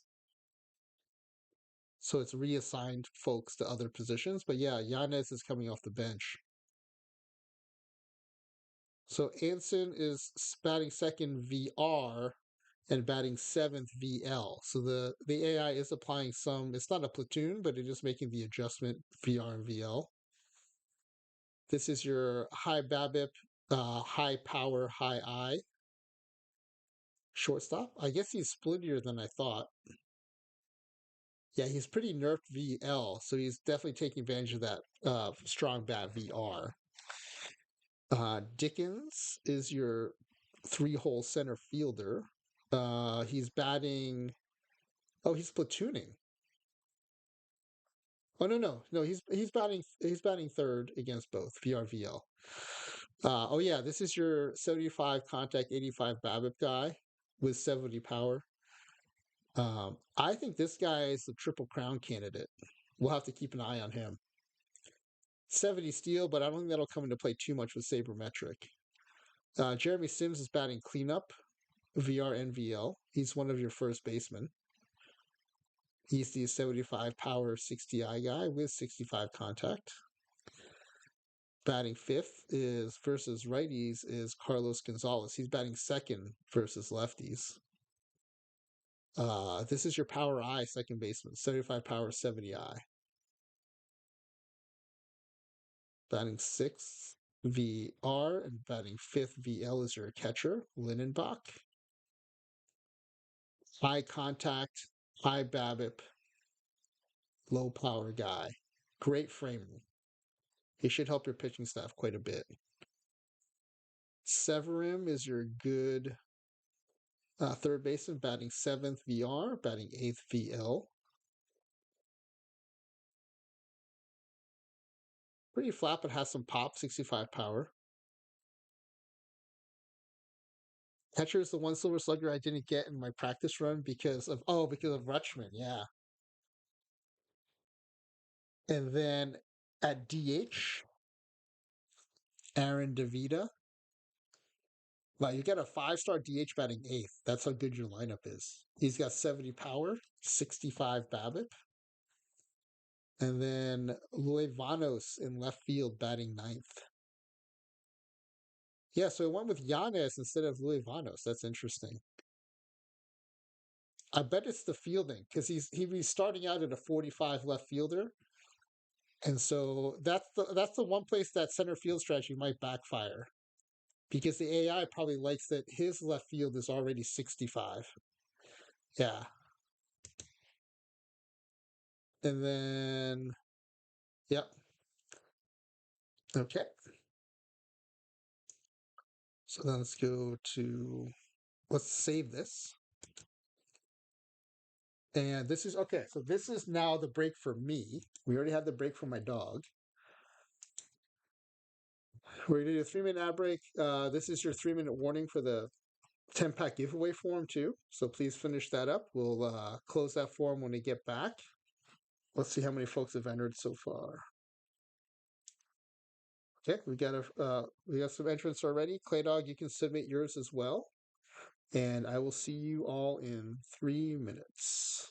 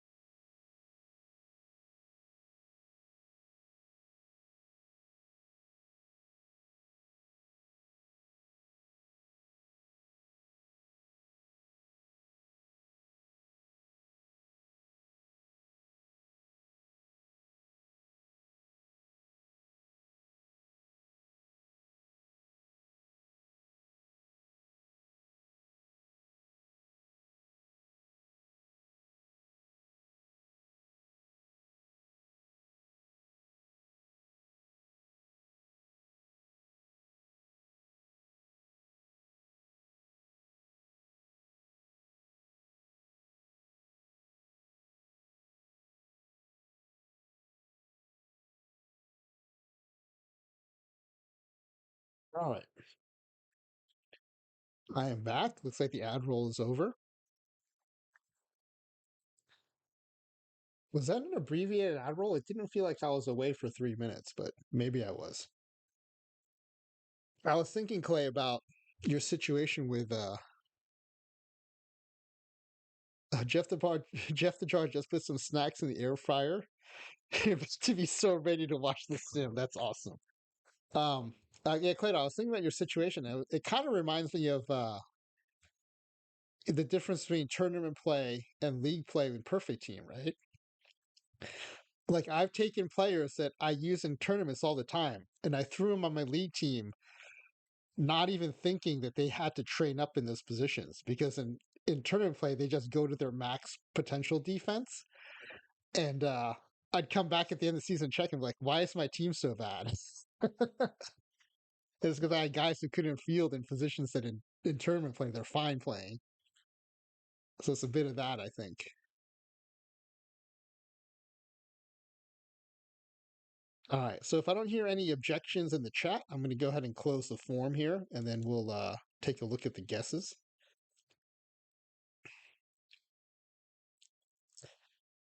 I see Fox Hill did get an entry in, so I'm glad. The more the merrier.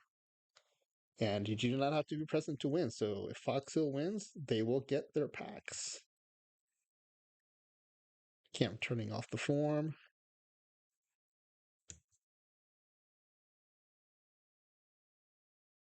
All right, we have 5 contestants tonight. Again, I think we usually do have the best pack giveaway odds in all of OTP. So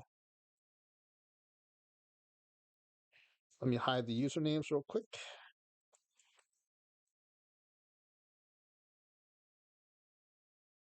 It's funny, even when we do we do this in the afternoon, like Friday afternoons, I'm now trying to stream pretty regularly. Um, we'll have like 100 people, and we'll still have 5 contestants. I don't understand why more people aren't entering. But hey, D Block, welcome in. Oh, hey, do you want? I can reopen the form. No one's seen the results yet, so do you want me to reopen the form? Do you want to guess how Jeff? Do you want to guess how ClayDog's team is going to do?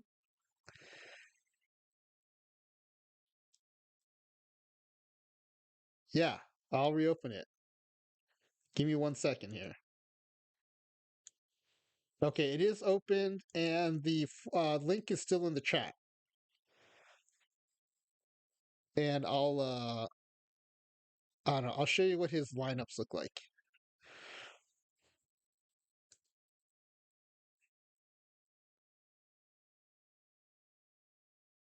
There you go. At least you have a fighting chance. All right, we'll wait a minute for D Block to fill out his form. Jeff the Jar, get your snacks ready. I actually grab myself a snack too. I'm gonna put myself on mute and take a few bites while D Block fills out his form.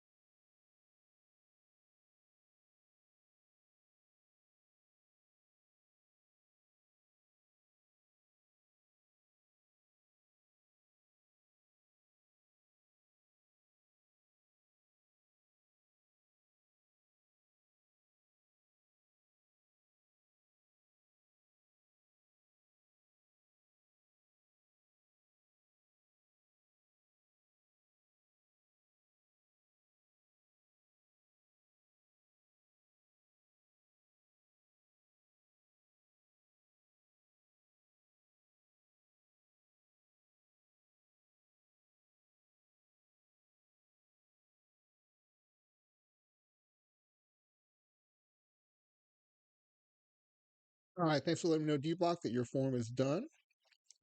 Go ahead and close that back up.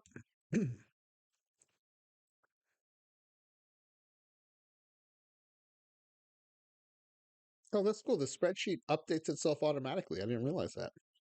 Don't have to regenerate it.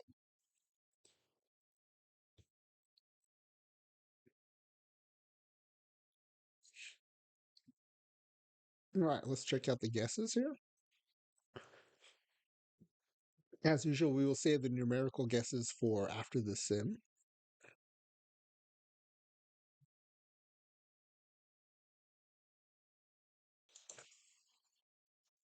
All right, well, in keeping the tradition, everybody thinks this team will make the playoffs. We have um, 5 out of 6 thinking they'll make it to the World Series, and 4 out of 6 thinking they'll win the World Series. And those same 4 think that the players will win both the Cy Young Award and the MVP.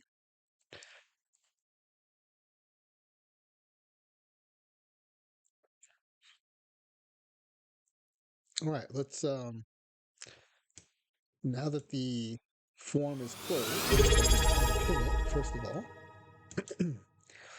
and we can look at the predictions, the preseason predictions. Hey, D Block, thank you for the subscription. I appreciate your continued support of the channel.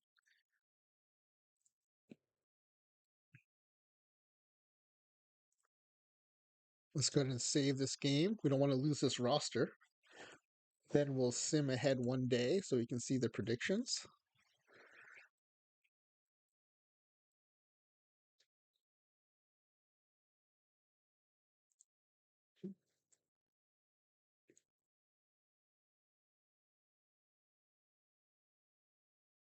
All right, let's go to the predictions, which are report under the MLB tab.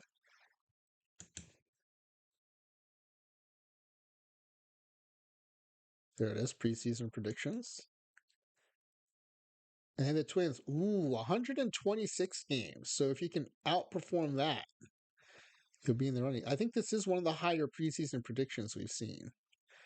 1,097 runs, 509 runs against a 500 and almost 590 run differential.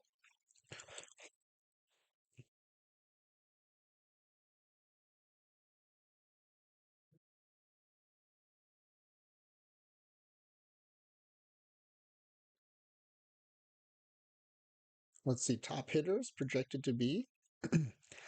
Wow, look at that.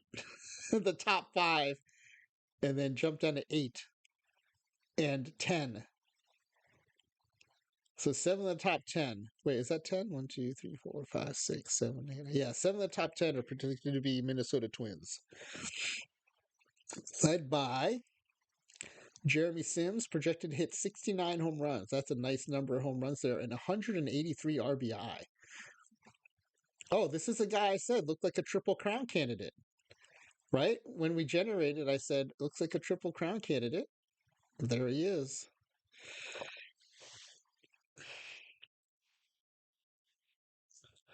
Unless they missed a top batter who's higher batting average, this would be a Triple Crown winning profile here. An 1125 projected OPS. Oh, 1127, sorry.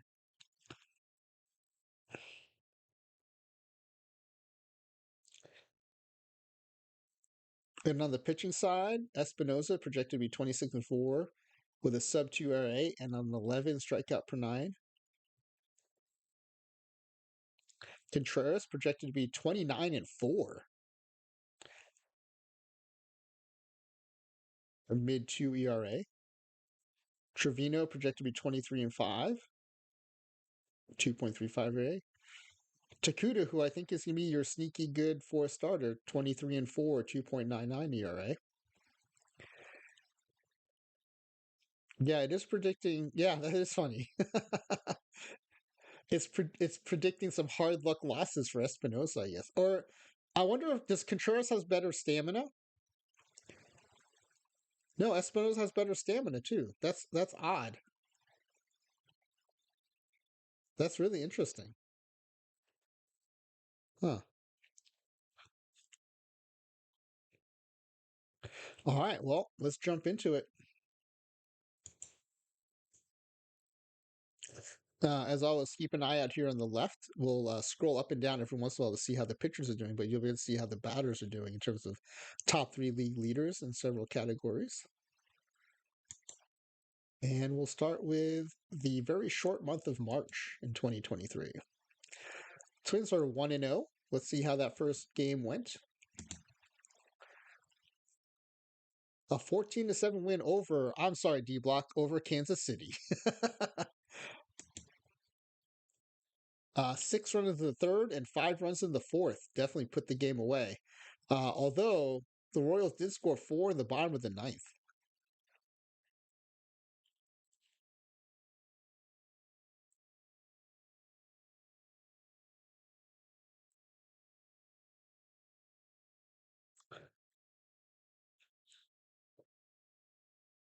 Oh yeah, you have your own cargo on this team. You have your own Carlos Gonzalez. Not only did he hit 2 home runs and 6 runs, but he went 3 for 5.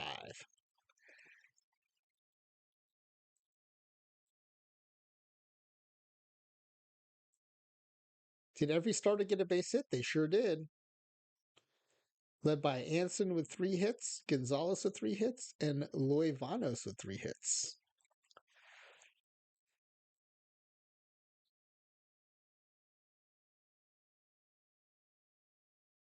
So your relief pitcher did give up 4 runs in 1 2/3, but so did Contreras, give up 3 as well in 7 innings.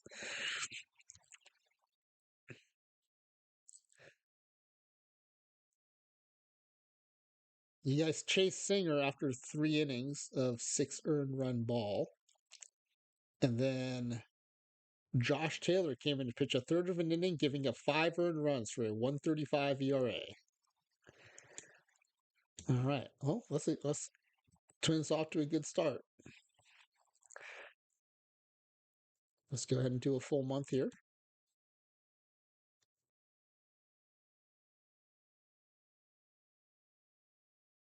Twins are hot. 4 losses against a lot of wins. That was a 12-game winning streak we saw against 4 losses. Delgado gets batter of the month. We'll look at his stats. 8 consecutive on base streak by DeVita.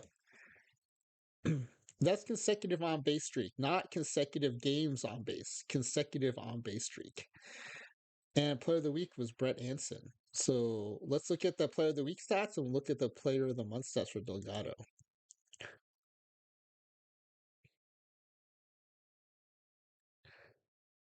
Here's Anson, player of the week. That week he had 378. Oh no, that's for the season. That week he had 481, 13 for 27 with 3 home runs, 13 RBI, and 8 runs scored.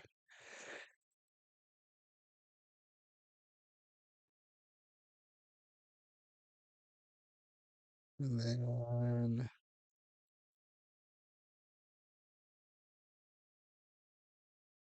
Delgado wins batter of the month.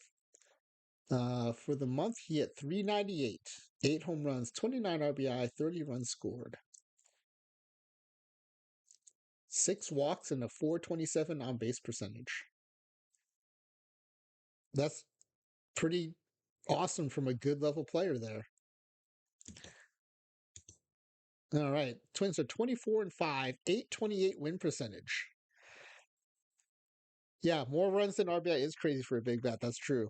But that goes to show the strength of the lineup behind him, too. So there are a few teams with 20 wins, but the Twins are the only ones with 24-5.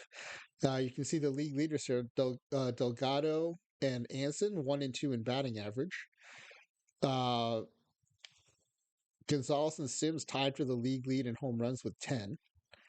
We have the top 3 RBI hitters in the league, second and third in OPS, and the top 2 batting wars ahead of Aaron Judge.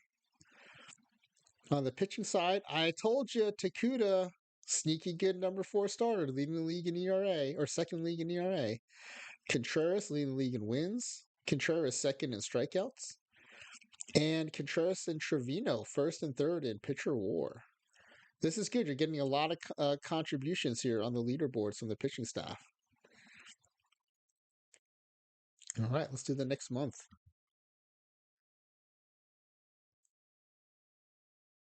Ooh, a lot of wins against 5 losses there. It looks like another win streak. A lot of wins against 9 losses, too. A 31 scoreless winning streak by Contreras. Espinosa was pitcher of the month. We'll look at him in a little bit. 9-game quality starts by Takuda. 8 quality starts by Contreras. 7-game extra base hit streak by Gonzalez. We had a 9-game winning streak. And I think we're in the middle of a winning streak as well.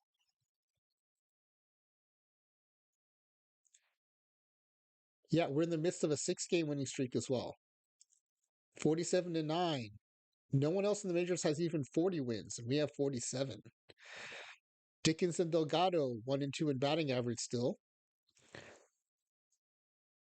Still tied for the lead in home runs with Aaron Judge. That's crazy that for the second month in a row, all three of them are tied for home run lead. The top 3 RBI hitters, 1-2 in OPS now ahead of Judge. 1-2 in batter war now ahead of Judge. Takuda's fallen out of the ERA top 3, but Contreras has jumped up in there. We have 3 Twins tied for the league lead with 10 wins each. Espinosa second league in strikeouts, and Espinosa and Contreras 1-2 in pitcher war. This is a pretty good season so far, ClayDog. All right, let's go to July. We'll probably get interrupted by the owner, even though the owner is turned off. Yep. Focus from neutral to win now. We'll finish out the month.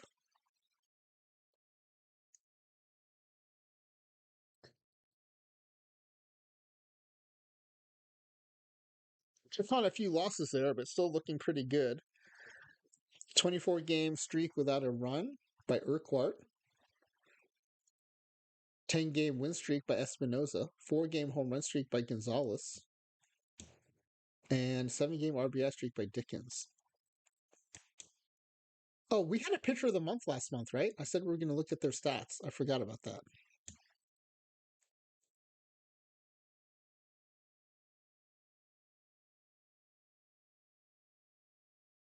Well, Dickens had batter of the month last month. Or this is for May, the month of May. Did we look at this? I don't think we did. In May, the 27-year-old Minnesota center fielder hit 388 with 9 home runs and 28 RBI.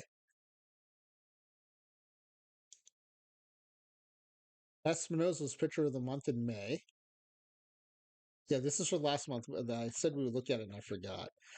In May, 56 strikeouts in 44 innings, holding opposing hitters to a 171 average. Okay, now this month.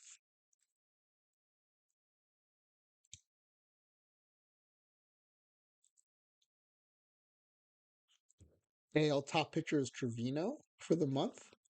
He went 4-0 with a .49 ERA, 38 strikeouts in 36 and 2/3 innings. Wow.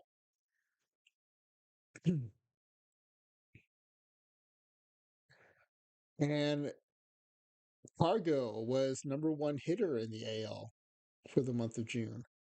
27 hits and 87 at bats for a 310 batting average. Hit 11 home runs, drove in 20, and scored 23.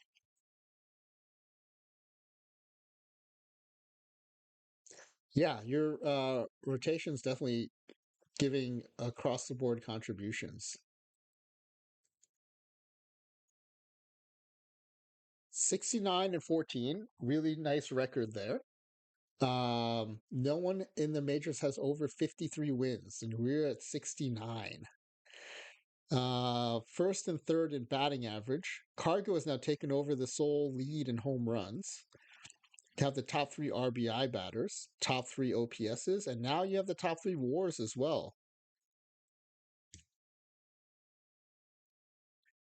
Trevino is now second in the league in ERA. You have the top 3 win leaders. Second in strikeouts, only behind a healthy Jacob deGrom, and the top 3 pitcher WARs. All right, let's send to the All-Star break.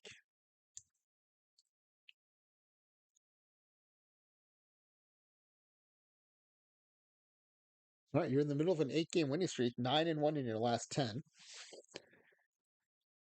Sims has joined Cargo in the top three home run hitters list.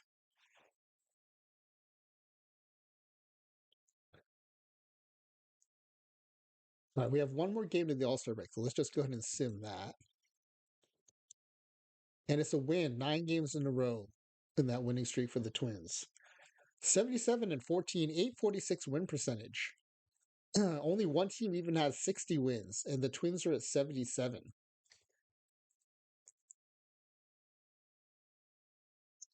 Let's check out the All Star voting. AL All Star voting. Top three vote getters. At catcher, lineman back, almost 3 million votes. Third place in voting for catcher. Jeremy Sims leading the votes for first baseman, almost 4 million votes for him. Second base, Carlos Gonzalez leading the voting there, 4.2 million votes. Third base, Severin, second in the voting, 3.5 million votes. Shortstop, Brett Anson leading the voting with 4.4 million votes.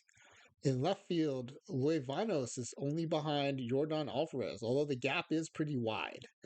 In center field, Dickens leading the voting with almost 4.8 million votes. In right field, Maurice Delgado third in voting, and at DH, Davida is leading the voting. Wait, do you have top three players in every position?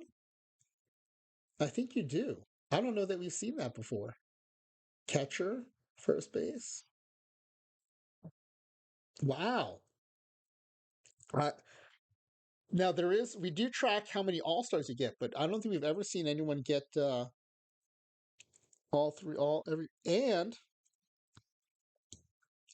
you've got two. I wonder if they fix this. I always complain about the All Star voting being broken for created players, but you have two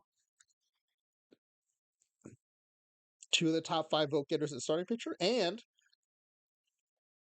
you have one of the top five vote getters at reliever. We've never, I mean, partly because the pitching's been broken. The pitching voting's broken. This is the first time we've had a player in every position. That's awesome.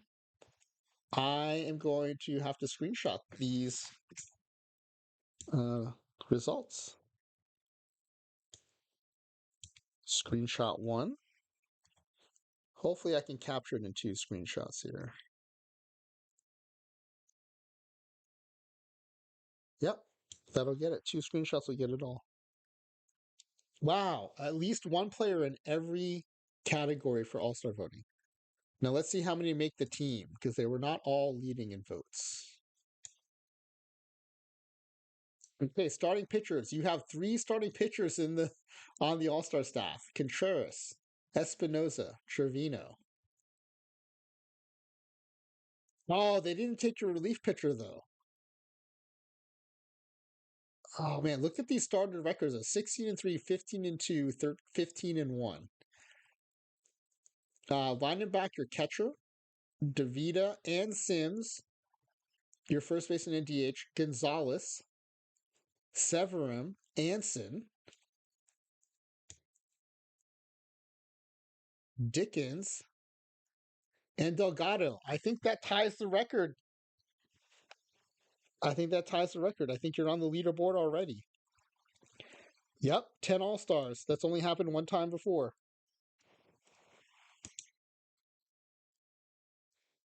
ClayDog has secured a spot on the leaderboard already with 10 All Stars. Nice job. And I think your top achievement is a player in every All Star category.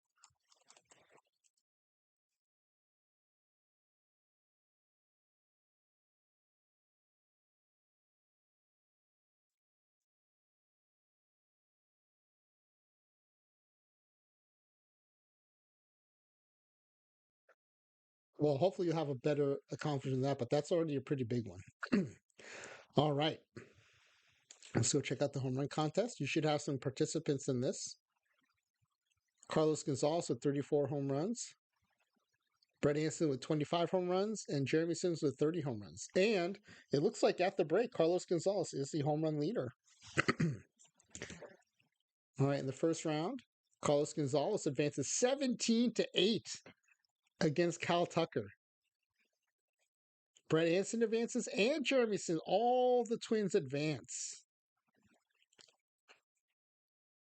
This is what we call a statement win here in round one.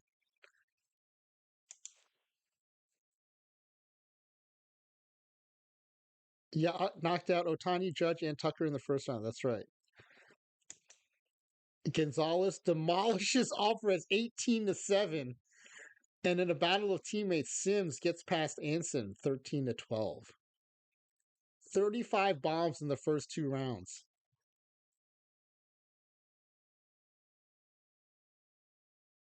And Kif Gonzalez wins the home run contest 12-8.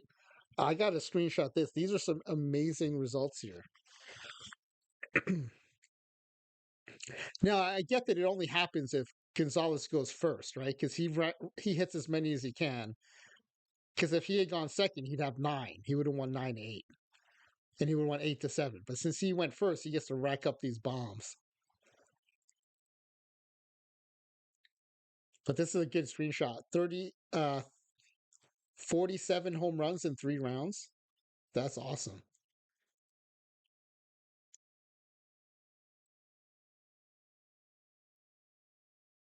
Let me make sure I got that screenshot because it took a screenshot after I left the page.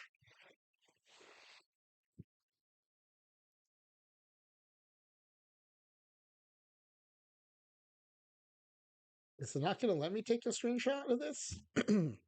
Is that what's happening? Okay, there we go. It looks like it took one. Okay. All right.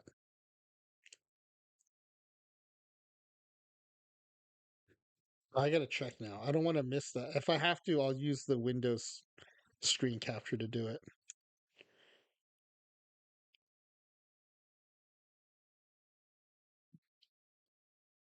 My PC couldn't. You know what? It doesn't take the screenshot. It's treating it as if it's taking the screenshots after I close the window. So I'm gonna have to do the Windows native screen capture. I've seen that happen with other things too, where it's if it's like a pop-up thing, it won't actually grab the screenshot. So it's treating this as some sort of pop-up. So I will use the Windows screen capture because I definitely don't want to miss this.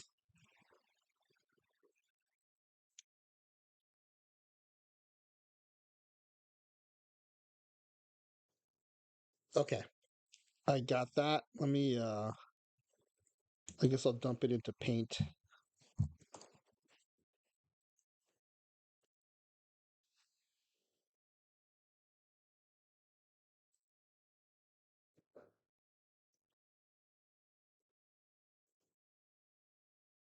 Let me just go ahead and save it so I can close Paint. So it doesn't slow down my system.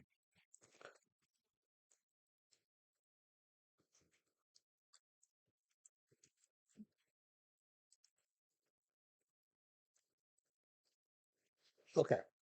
We now have it saved. Don't want to lose that performance. That's amazing. 47 bombs in 3 rounds. That Jeff says the technology isn't there yet to capture screens in the wild. All right. Let's sim ahead to the All-Star game. We'll have our fingerprints all over this game. And the AL wins 3-2.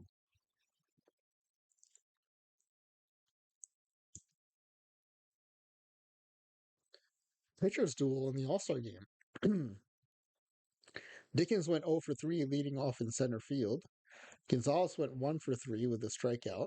Anson went 0 for 1 with a walk.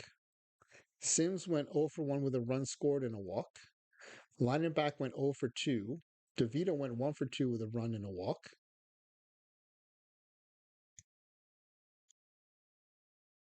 Delgado went 1 for 2. Severin went 0 for 2. I think with the walks, I think the Twins had a good showing as far as on base percentage was. Trevino started the game, gave up 1 earned, 1 hit, and 1 walk. Espinosa came in relief, gave up 1 hit, otherwise clean inning. All right, yeah. So I would say the Twins had a pretty good showing in that game.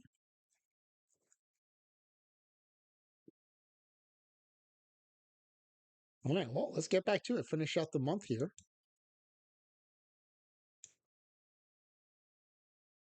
On another winning streak against 14 losses, on another winning streak against 15 losses, 13-game run streak by Delgado, and we're at 92 and 15. We're on another 9-game winning streak, 860 win percentage, 92 and 15. No one else in the league has more than, no one's even hit 70 wins, and the Twins are at 92. Now have the top 3 batting averages in the league. Tied for the league in home runs with 37 are Gonzalez and Sims. The top 3 RBI hitters. Sims already has 110 RBI, and it's just now August 1st. Top 3 OPSs. You're going to need to lose only one game of every 10 if you want to try to catch EVC. Yeah, that's how good EVC's record is. It's tough. Delgado currently on a 19-game hitting streak. Esteros and Contreras now 1 and 2 in ERA. Top 3 win getters. Number 2 in strikeouts, and the top 2 pitcher wars.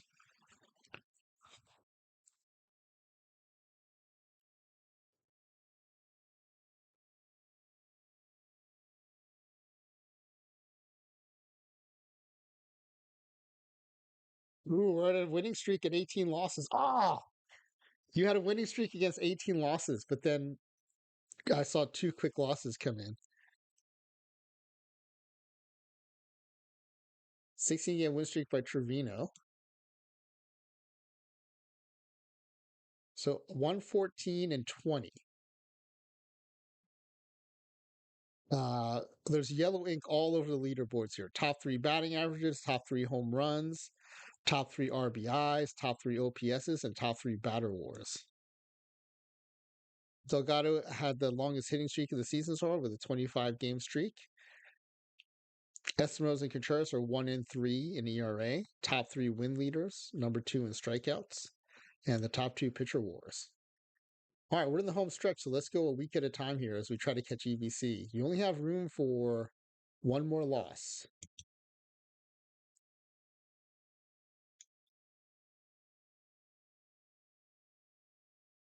You're at 21 losses now. You can only tie him.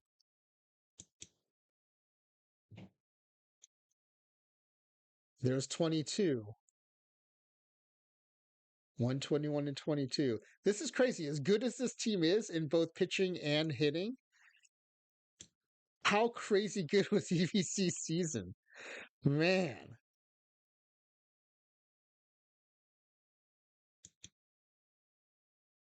And that was before the relief pitchers got boosted. It's unbelievable.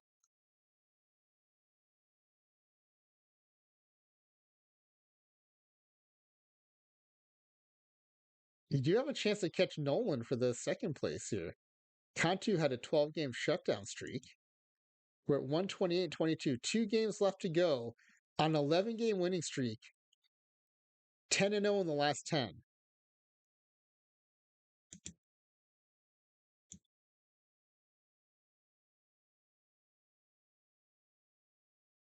Are we off today?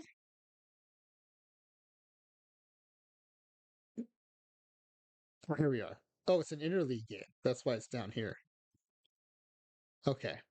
Contreras 27 and 3 facing Brandon Williamson. The Reds are 65 and 86.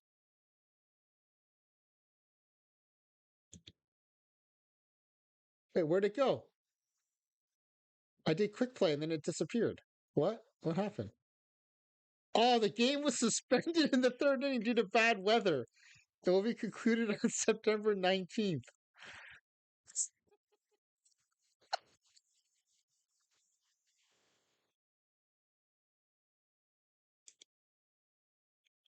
All right, we'll go to the next day. So does that mean a double header now? Where is it? Where's the game? I'm probably making everyone dizzy by like scrolling through these so fast. Sorry. Because this is the 19th. Okay, there it is. So this is the continuation of that game. Oh, it is going to be a doubleheader. We have to finish this game and then we'll have the second game.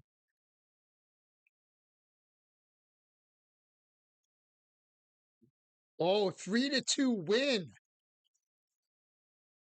A 3-2 win to remain in contention for the second best record of Create-A roster. Against adverse conditions, a weather delay, the Twins come through to win it. Yeah, Luis Vanos has been crazy this season. He was in the All-Star voting too, as an average player. Okay, remember, oh, the starting pitcher changed because Takeda was going to be your starter, and his record was up here, and I was going to say, remember I said he was going to be sneaky good. His record is sneaky good. But they're pitching Trevino against Luke Weaver. 22-3 versus 5-13.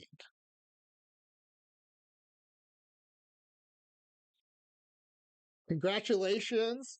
3 runs in the top of the ninth to win it. Come from behind, top of the ninth.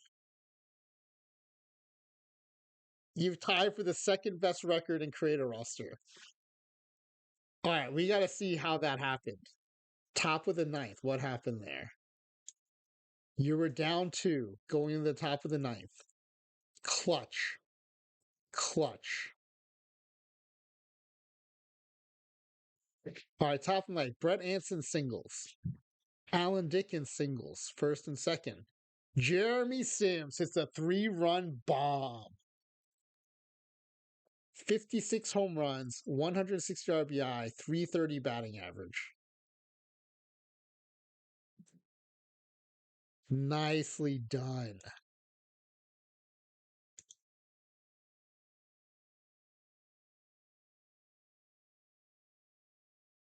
Sims is a guy who I thought was a triple crown candidate. He didn't quite put the batting average together, but he got the home run and RBI legs of the triple crown.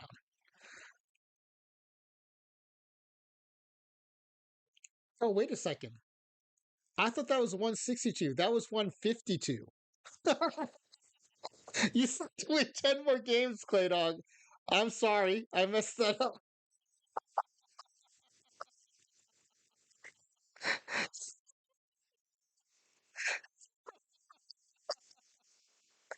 I thought for sure we're at 162, but we're at 152. I was like, why isn't the season over yet? My bad. My bad. Well, you're on a 13-game winning streak. Can you win 10 more in a row? Insert player strike here. Oh, I was so excited. I thought you had clinched it. All right, let's do another week.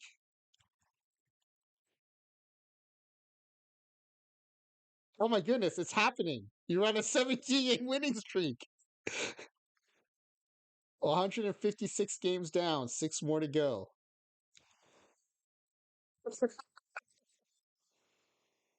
All right, we're going to sim to the end of the regular season. Oh my goodness. Are you kidding me? 139-22. A 22-game winning streak at the end of the season. There's 1 game left. There's 1 game left. Oh my goodness. Unbelievable.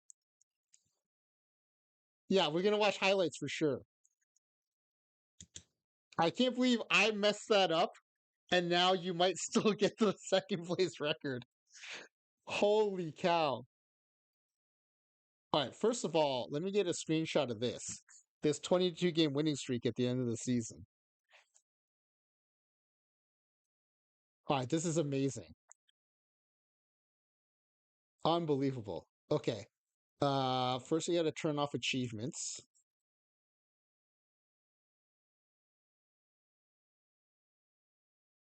Thanks to Smiley Face Jane who taught me how to do that. And then we'll go to scores and turn off the scores. All right, let's find that game. Oh, it's still interleague, and it's against the Rockies. It's the 67-94 Rockies in Colorado. Oh, Takuda I told you, sneaky good number 4 starter, 26-2.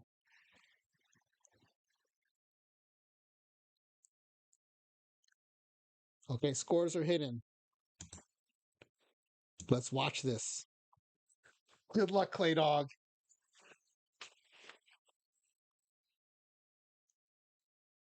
If we lose this game, I'm cutting.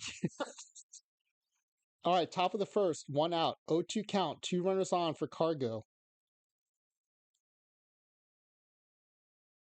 Ground ball to second base. It's a slow roller. Throw to second is in time, but the run scores. Up 1-0. It's another Minnesota highlight. That's a good sign. Severum against Senzatella. Fly ball deep right center field. That's gone. The right fielder's not even moving. 2-0 now. Still the second inning. First and third now for Dickens. 1-2-1 count. Line drive into right center field. That'll be extra bases. It's going all the way to the wall. 1 run scores. At least 2 runs should score. He's headed to third. Cut off, not in time. 2 more runs score. 4-0 now, headed to the bottom of the fourth. Takuda in a little bit of trouble. Runners at second and third for Tovar. 1 out. That's a line drive into right field. That's into the corner. That'll score 2 runs. Extra bases for sure. Holds into a double, though. Cuts the lead in half. Alfaro up now with 1 out. 0-1 count. Line drive. This was also in the right field. Doesn't get to the corner, though. Should be a single. Nope, he's headed to second. He's in with an RBI. All right, that's the end of the damage, though. 4-3.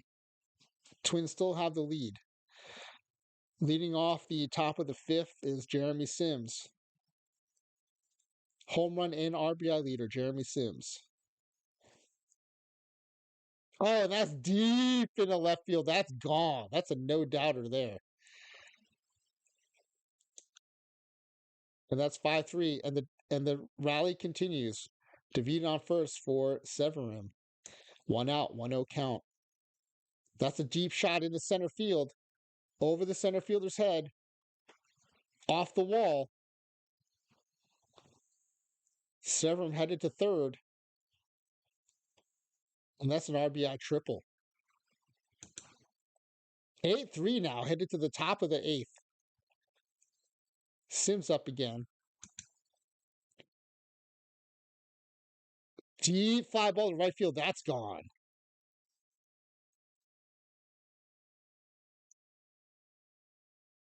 Top of the ninth now. Brett Anson up at bat, leading off the ninth. Looking for some extra insurance runs here. It is Coors Field. You can never be safe. Deep left field. And that's gone. 10-3 now. Bottom of the ninth. 2 outs. 2-2 count. There are 2 runners on. You're the bench level reliever in the game. Ground ball to short. Scooped. Thrown to first. And it's an out. And despite the streamer messing up 10 games early, ClayDog's Twins go on a 23 game winning streak to end the season and to finish tied second for the best ever Create-A-Ros record. Amazing.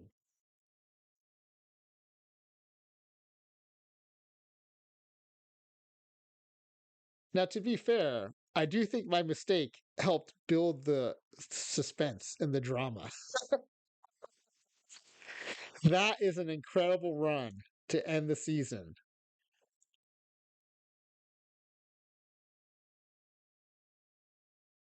Let's see that 23 game winning streak. It's officially on the board. Screenshot that. ClayDog, congratulations. You are the tied for the number 2 spot on the leaderboard. And considering how EVC's record has not been touched, you may be in that number 2 spot for a really long time. Congratulations.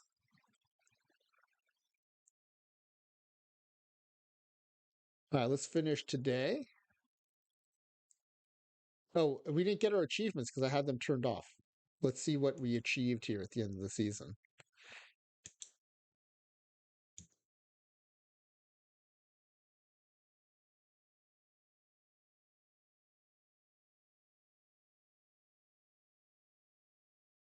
No, where are they? Oh, maybe there's a game 123, 163.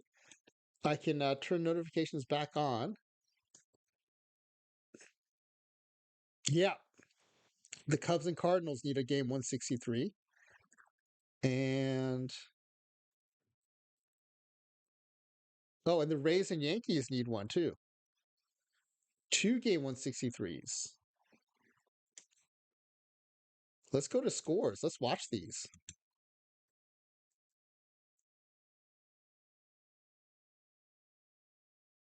Oh, the Yankees win 3-2. Garrett Cole, player of the game.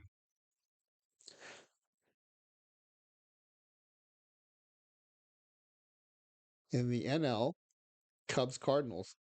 Now this is a legit. They're both 81 and 81. Someone's going to be 82 and 81 and win the NL Central. ClayDog says NL Central, of course.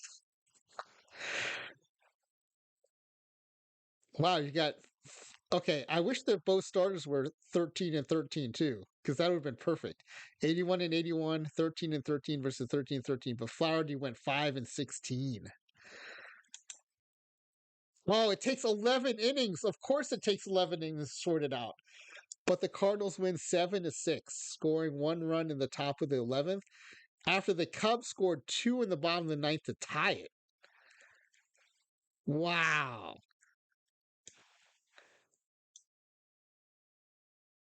Hosmer for the Cubs went 3 for 5 with a double and a home run, three RBIs and a run scored in the loss. Gorman went 1 for 2 with a home run in the win. Wow. 163rd game goes into extra innings. That's awesome. All right. Well, now if we advance today, we should see our achievements, right? Okay, Dickens was 30 player. Espinosa wins the ERA crown. Contreras and Espinosa win the pitching wins title. Gonzalez wins the home run crown. Delgado wins the batting championship. So home runs, does it not have RBI crown? Because you won the RBI crown too. So collectively, you won an offensive triple crown. Pitching wise, you're not going to beat DeGrom in strikeouts, but you did win the ERA and wins parts of that. Espinosa, in fact, single handedly won both. Let's check out Dickens' season 30-30. He actually went 40-30. 42 bombs, 30 steals. All right, let's go to the playoff coverage. We'll quick play the wild card games. It's the Astros and Rays against the Mets and the Phillies. Let's go Mets. And of course, the Mets lose. Phillies advance to play the Dodgers. And the Astros win, advance to play the Twins, ClayDog's team. Yankees Rangers in the other AL series, and the Cardinals Braves in the other NL series. All right. NL's going to lead things off here. Braves beat the Cardinals 2-1 in extra innings, walking off in the 11th.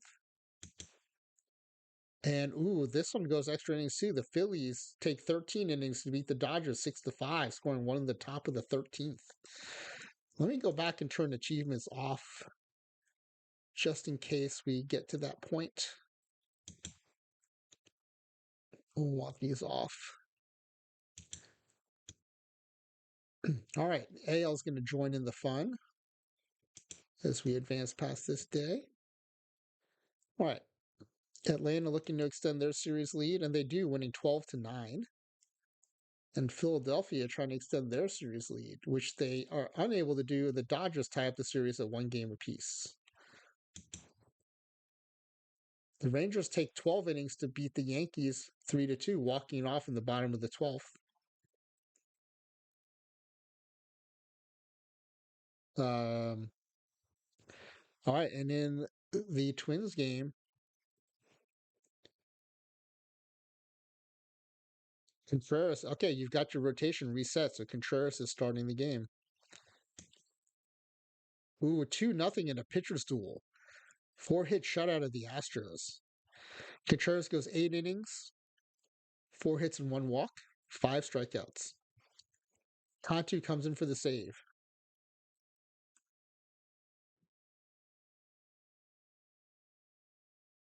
Okay, the NL is going to be off.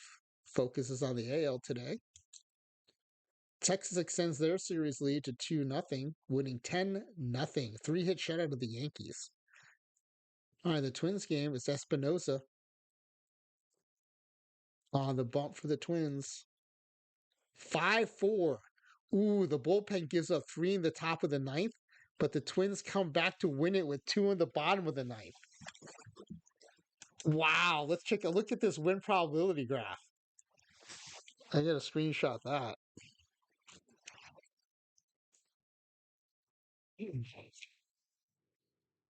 All right, let's see what kind of silliness the bullpen got us into here.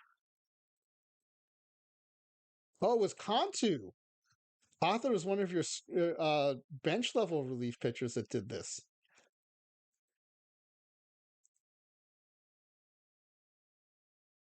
He vultured that one. He got the blown save and the win. 1 inning, 3 runs, 3 earned, including a home run. Wipes out the decision for Espinosa, who went 8 innings of 1 hit ball, 1 earned, 1 walk, and 11 strikeouts.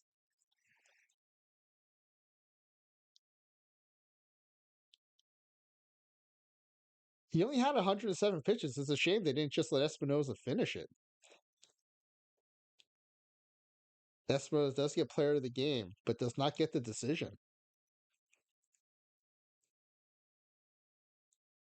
So how did they score in the bottom of the ninth? Let's check out the game log.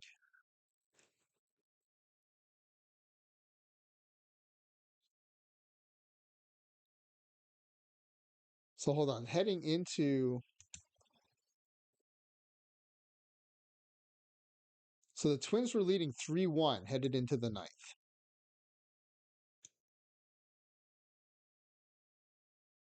2-run lead. Espinosa comes out. Stud relievers in, thinking everything's fine.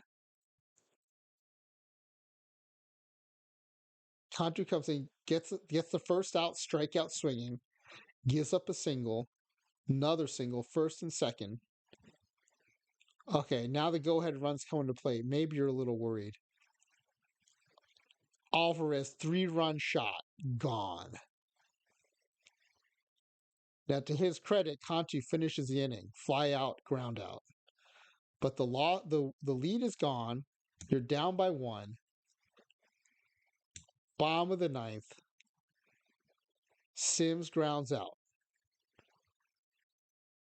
But Cargo hits a double. Line and back grounds out and advances Cargo to third. So now the tying run is at third. But Severum says, no tying run, 2-run shot, walk-off home run. Nice. That's a heck of a game. Gives Minnesota the 2-0 series lead. Man, could you imagine if that didn't work out to lose that game in that fashion to tie the series 1-1? That would have been a momentum killer for sure. Wow. All right, let's advance the day. Let's give the Twins a day off after that stressful game.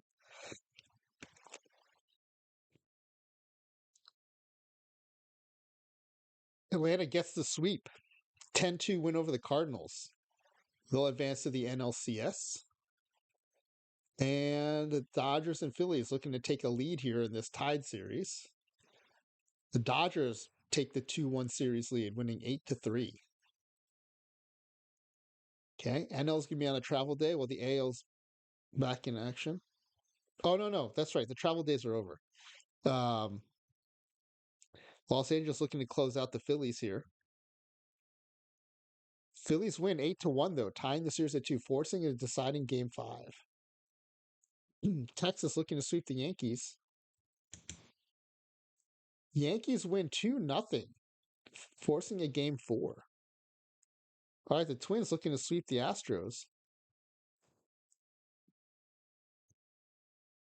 And they do, winning 9-1 on 15 hits. The only run given up was in the 9th inning. Trevino went the distance. See, that's what they should have done. They just let him go the distance. Who cares if you give up 1 run? 13 strikeouts. Heck of a performance by Trevino. Congratulations on advancing to the ALCS, ClayDog. And let's see what happens in this Yankees series. Yankees Rangers. Texas leading 2-1. And the Rangers put it away, winning 2-1. Pitchers duel.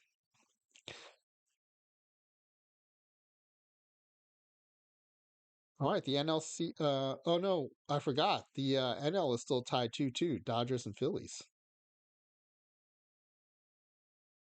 Oh, hey, ClayDog, I forgot. Do you want to switch to a 4-man rotation? Tell me what you want to do while I do this Phillies game here. Dodgers win 4-1, advancing the NLCS. Yeah, I forgot to ask you that.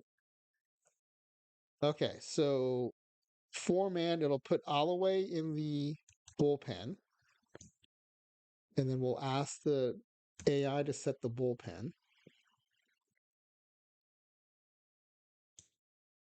Okay, this is nice. Holloway, Urquhart, you got righty lefty setup duo here. I hope it doesn't mess up Urquhart because he's got a .65 ERA here. All right, but now you have your stud 4-man rotation. I told you, sneaky good Takeda, 27-2 regular season record. All right, let's do a quick save here, real quick, just in case. All right, and then we'll go back to the scores. All right, NL games are finished. NLCS starts up right away. Spencer Strider against Bobby Miller. And the Dodgers win 7-5. They don't need rest. 5 runs in the bottom of the 6th helps propel them to victory. All right, the AL is going to start up now, too. Dodgers looking to extend their lead. But the Braves tied up at 1 game apiece, winning 3-2. And the Twins taking on Jacob deGrom and the Rangers. Ooh, and they beat the Rangers. Get deGrom start out of the way, and they win 6-2, including 3 runs in the bottom of the 2nd.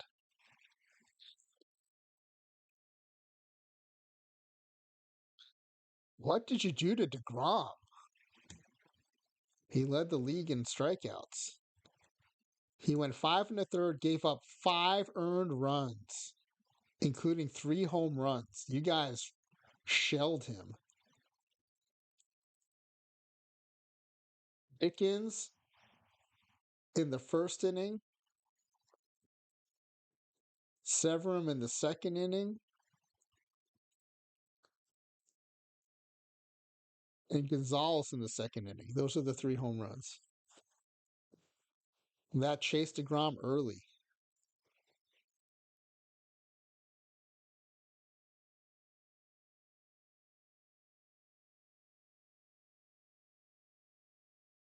All right, the NL's on a travel day.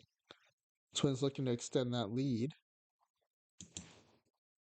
And they win 10-3. Espinosa, player of the game, 8 innings, 3 earned, 7 hits, 4 strikeouts. Oh, there's no save because it wasn't a save situation. Kind of curious to see who the AI brought in, though, to close that out. Okay, it brought in one of your bench level relievers, but 2 hits, no earned. They did finish out the game cleanly and saved your stud setup and closers for game 3 if needed. 2 hits, 3 outs, only 11 pitches. Yeah, pretty efficient. Those are your low stuff pitchers. I mean, maybe the low stuff is helpful. They pitch the contact instead of pitching for strikeouts.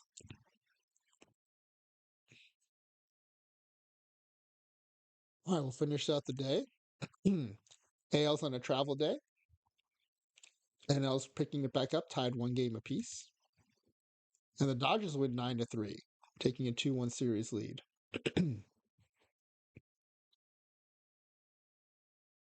All right, both leagues are in action now. Postseason Kershaw, an unrealistic 1-0 with a 1.93 ERA, facing Charlie Morton. And the Dodgers win 7-4. All right. Minnesota looking to take a commanding 3-0 series lead. And they win 9-2.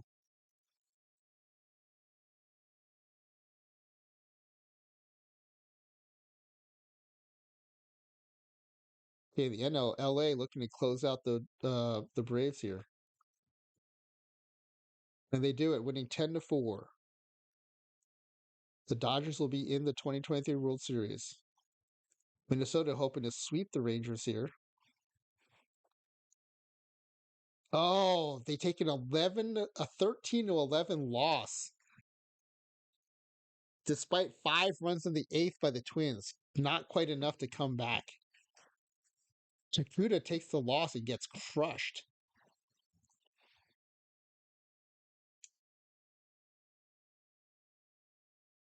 Takuda goes 2 2/3, giving 5 earned runs, but they were buried by the bullpen.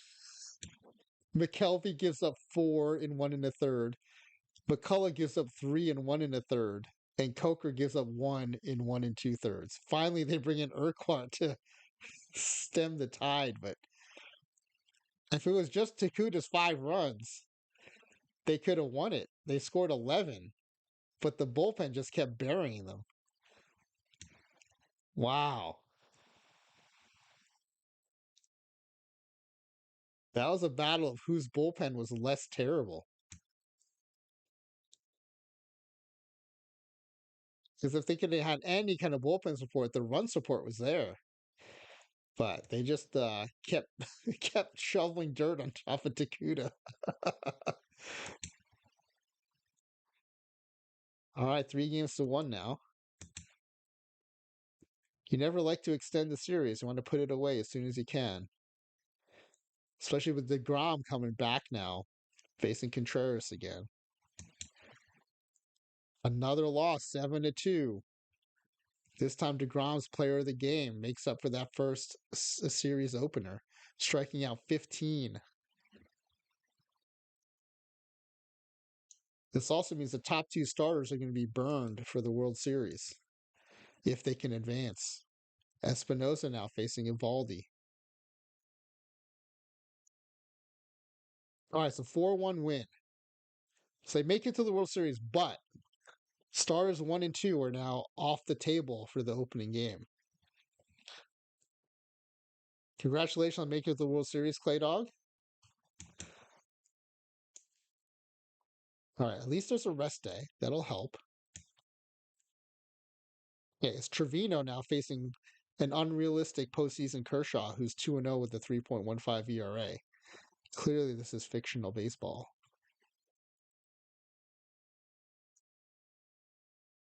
And the Twins finally bringing some reality to the game, treating Kershaw like the postseason Kershaw he is.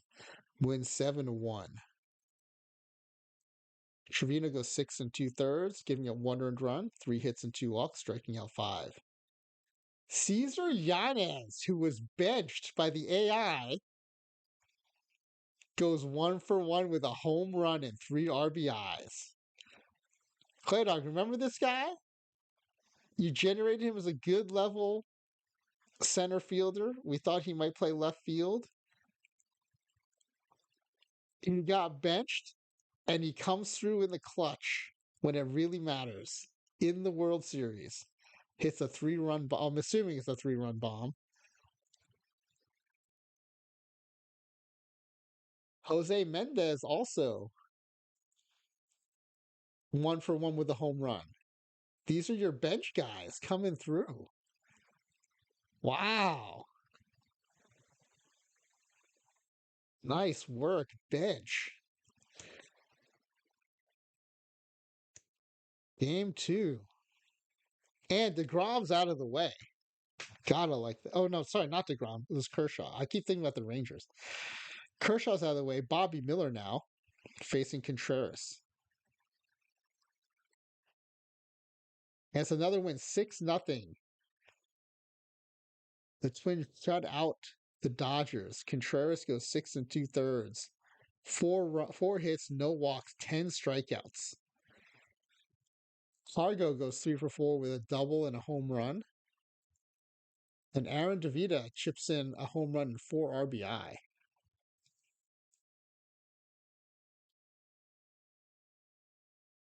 Travel day. Okay, we're back to the top of the rotation now. Espinosa facing Urias. And the Twins win 8-2. Home runs by Sims, DeVita, Gonzalez, and Severin. Everyone chipping in. Okay, did I turn the achievements back off? Yep, they're off. Imagine hitting like 2 home runs every single playoff game. All right. Let's hide scores. Well, wait, let's advance to the next day. Oh, Takuda, redeem yourself. Redeem yourself. Redeem yourself in your 16.88 postseason ERA.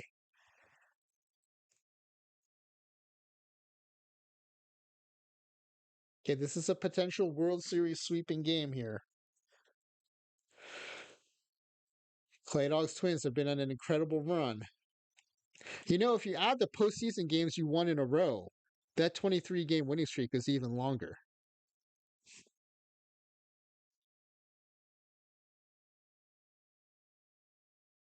All right, top of the first, already 2 runners on.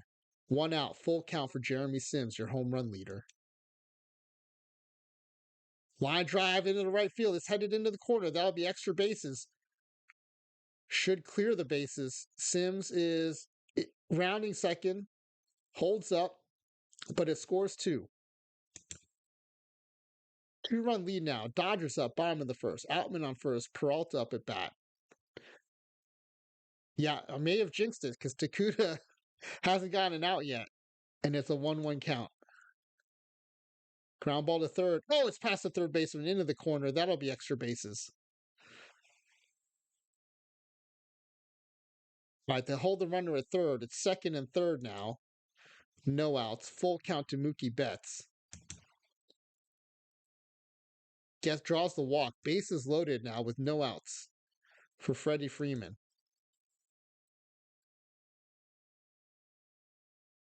Ground ball to second. Slow roller.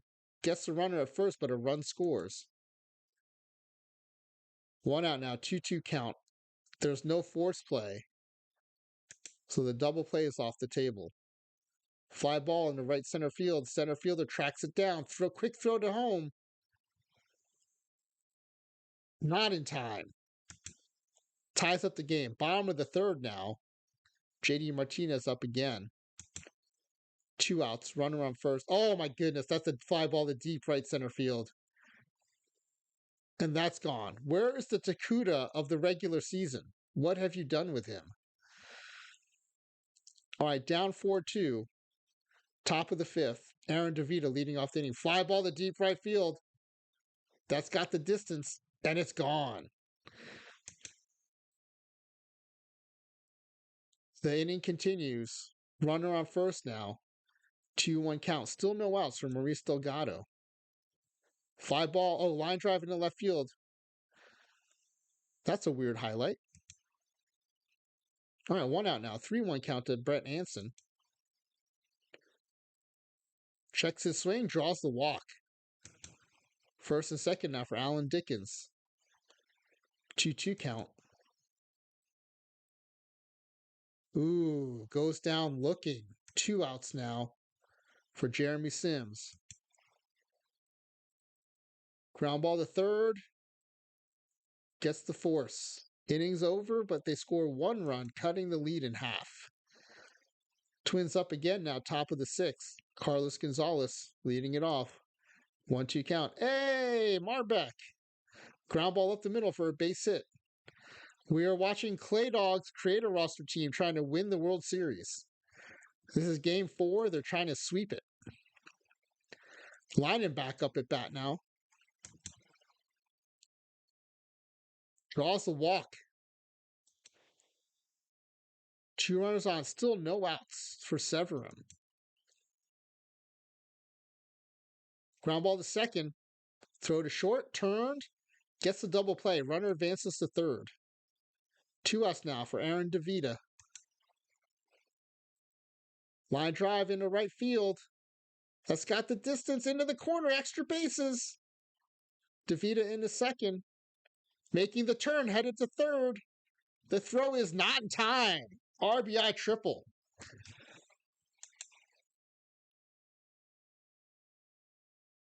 Still 2 outs. 2-0 count now to Louis Vanos. Ground ball up the middle. That's going to score the leading run. 5-4 now. Minnesota takes the lead. Delgado up at bat. Ground ball down the third base line. That's in the corner for extra bases. Runner would have been going. Might be enough to score him.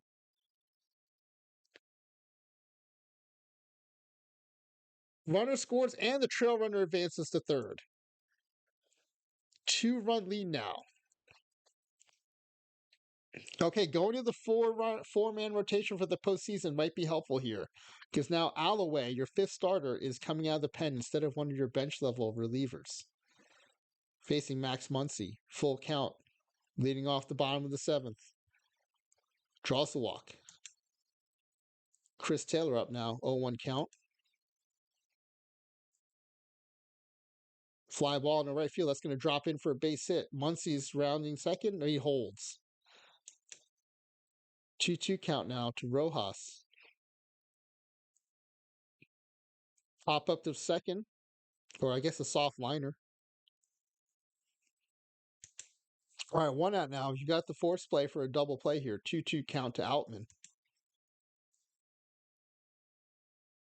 Fly ball to center field. Not deep enough to advance the runners. Still first and second. 2 outs now.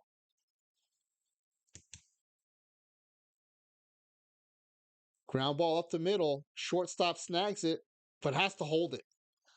Bases loaded on the infield single. That brings up Mookie Betts. Goes down swinging. Alloway, the number 5 starter, moved to the pen for the postseason. Pays off. Gets out of the jam. Top of the 8th now. Up 2 runs. Looking for some insurance. Severin leading off. 2-1 count. Line drive up the middle. That's a base hit. Bases loaded now with 2 outs. Full count for Dickens. That was a quick AI jump.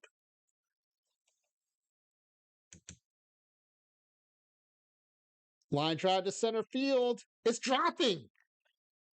That'll score at least 2.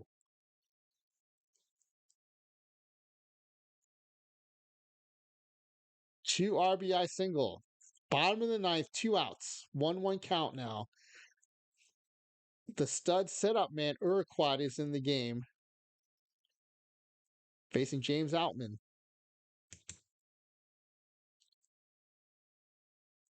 Fly ball to deep right center field. That's gone.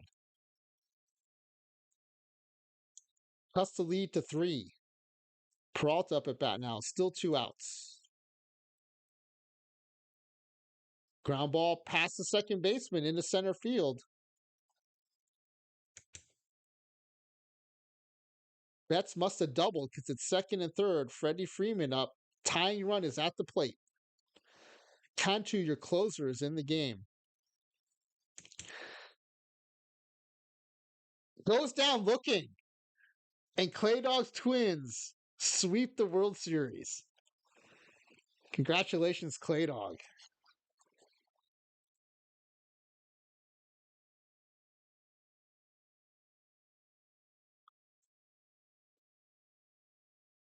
All right.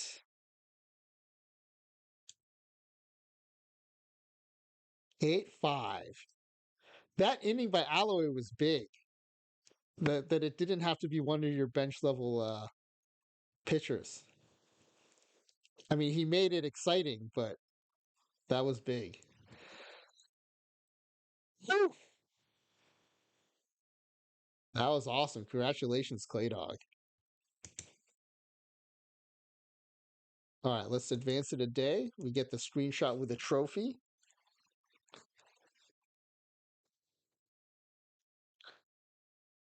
So yeah, you won three in a row here, and then I think you won the first three of this series. So your winning streak, including the end of the regular season, was 29. 23 to end the regular season, and 6 games in a row to start the postseason. 29-game winning streak.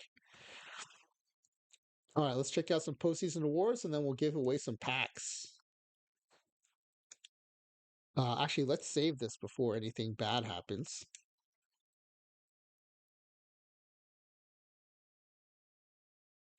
Yeah, Clayton, I'm sorry I didn't remember it earlier, but yeah, I'm glad it helped.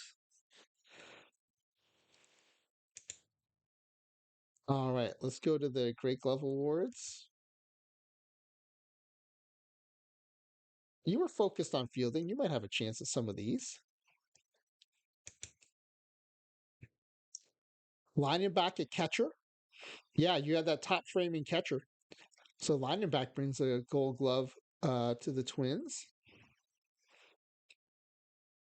Congratulations on that one. Reliever of the year. Now, your closer, I don't think, is in the running because of the ERA, but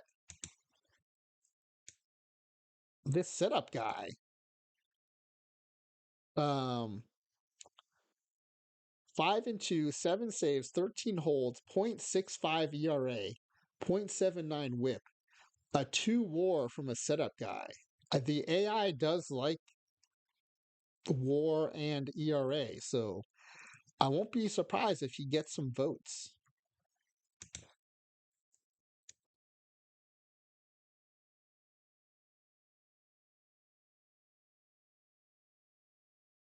Yeah, he finished second. Tied for first place votes with 14, but finishes 19 points behind. Yeah, I mean, it's hard to argue against 43 saves, but that minuscule ERA definitely had him in the running. That's an awesome showing for a setup guy. I mean, how often is a setup guy in the conversation for reliever of the year? That's how good his season was. I mean, that's worth a screenshot, I think, at least.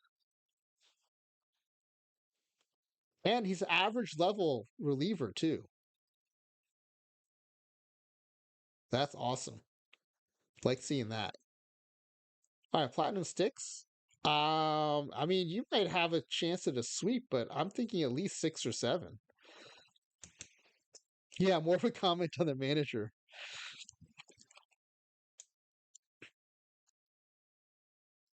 Catcher 1, first base 2, second base 3, third base 4, shortstop 5, center fielder 6, right fielder 7, DH 8. Whoa, you almost swept the Silver Slugger Awards.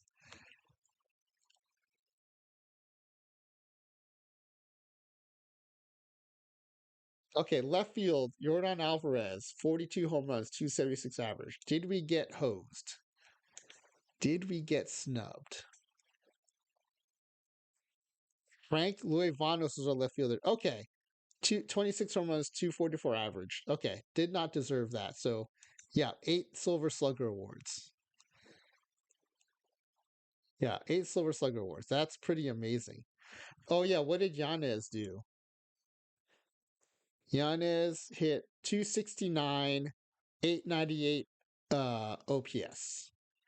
And that's in 200 plate appearances. So it's not like a small sample size. So I don't think Yanez would have done that much better either.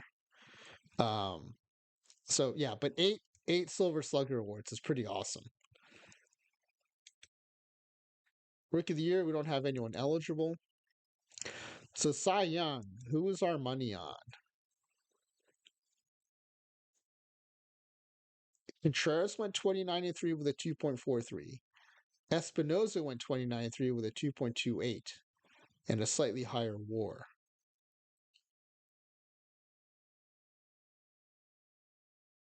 And then Takuda went 27-2, but had a higher ERA, 2.79. And Trevino went 23-3 with a 2.31. So I think it's between Espinoza and Contreras for our leading candidate. I think the AI is going to like the lower ERA and the higher WAR from Espinoza. But let's see. I wouldn't be surprised if these three are in the top five. You think Espinoza too, ClayDog? All right, let's see.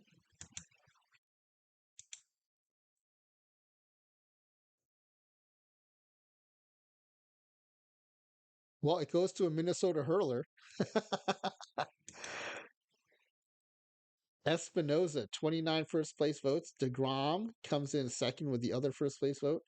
Contreras, Trevino, and Takuda all finish in the top six. But it is Espinoza. So Cy Young Award, check. Now MVP, who are our top candidates? Let's sort by OPS. Okay, Brett Anderson, 56 home runs, 1092 OPS, hit 308. Cargo, 61 home runs, hit 293, 1080 OPS. Sims, 59 home runs, 309 average, 1073 OPS. And let's not overlook, Sims had 168 RBI.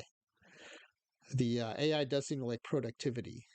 Dickens, 42 home runs, 322 average, 1056 OPS. You had six guys with over 1,000 OPS. Delgado, 37 home runs, but 341 average, 1021 OPS.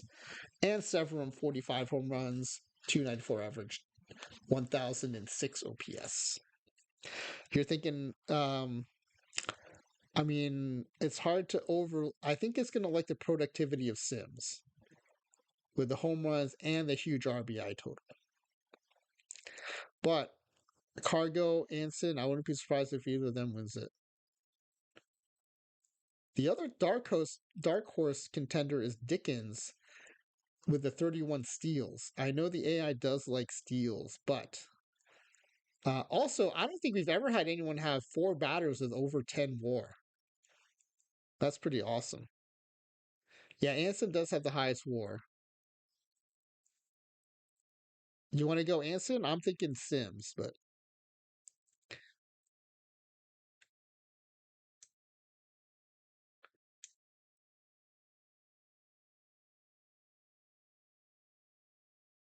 oh, Claro going Anson or Cargo. Interesting. And Anson takes it. 15 first place votes. Cargo gets 13. Delgado gets 2. Oh, my pick Sims got 0 first place votes. But 1, 2, 3, 4. The top 5 are all twins, and 6 of the top 7. Brett Anson gets the MVP. Congratulations. But yeah, let's go back to this though. 4 batters with 10 plus WAR. I think that's a record. Now you don't have the highest WAR record, but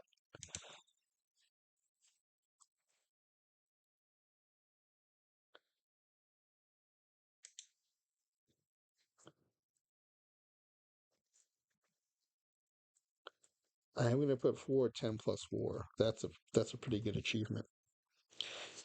Okay.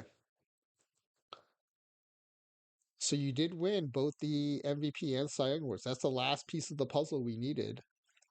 So let's save the game here and let's do some pack giveaways.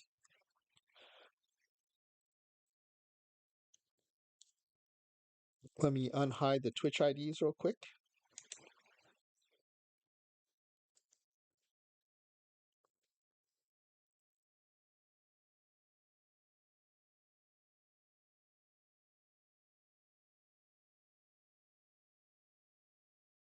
All right, let me switch the screen. All right, and as always, I'm not going to filter because I do want to see everyone's numerical guesses at the end. Will this team make the playoffs? Everybody thought so, and everyone was right. Will this team make the playoffs? Baffle was the naysayer. Did make the playoffs. Will this team win the World Series? Fox Hill did not think so. Everyone else is correct. They did win the World Series. They swept it, in fact. And will players of this team win the Cy Young and MVP? Yes. Okay, the next question is how many games will this team win? And we know it's 140 because they lost only 22 games. After I thought they won 140 games, it turns out they had only won 130 games. So we had to sim 10 more games with the second place record on the line. And they did it. They won 10 games in a row to clinch that second place all time creator roster record. So 140 is the answer.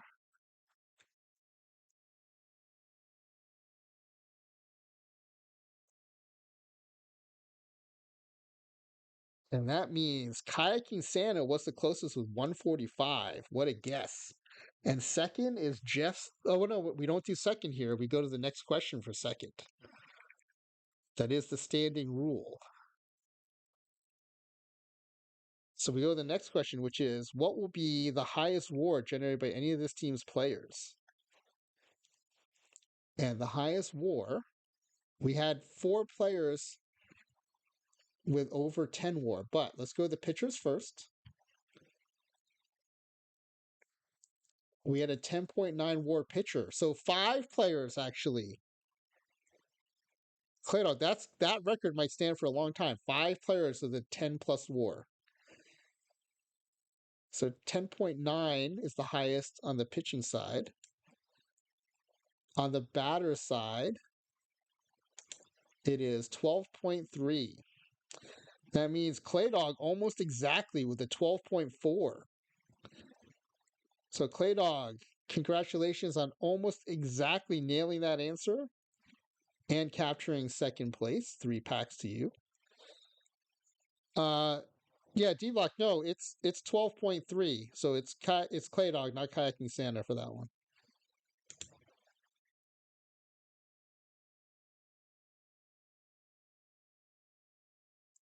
And you know what I've noticed? It's the contestant usually does really well in the pack guessing game too.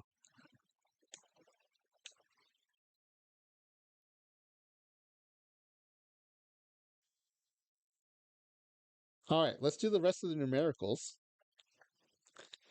What would be the number of regular season home runs who lead this team? I think it was 61.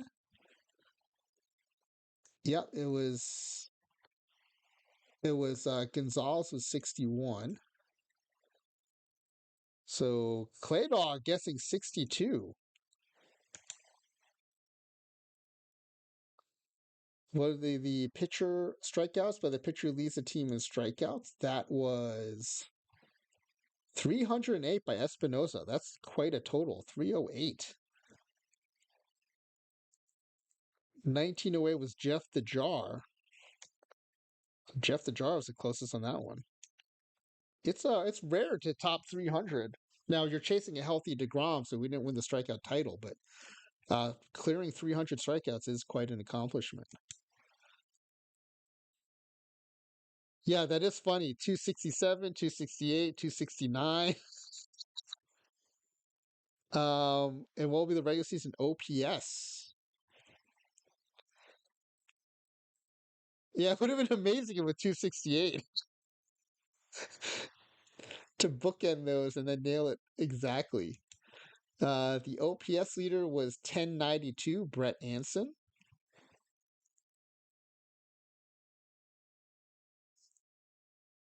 So D Block is 52 below,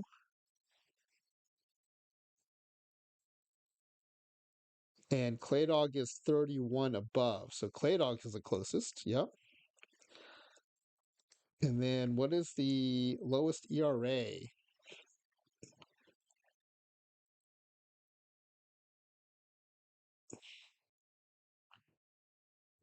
Over 100 innings pitched, though, because Urquhart had .65, but he only pitched 55 and two-thirds out of the pen. So that means Espinosa with a 2.28. 2.28 exactly, Jeff the Jar. Wow. So ClayDog reinforcing his second place win by nailing 3 of the numerical categories.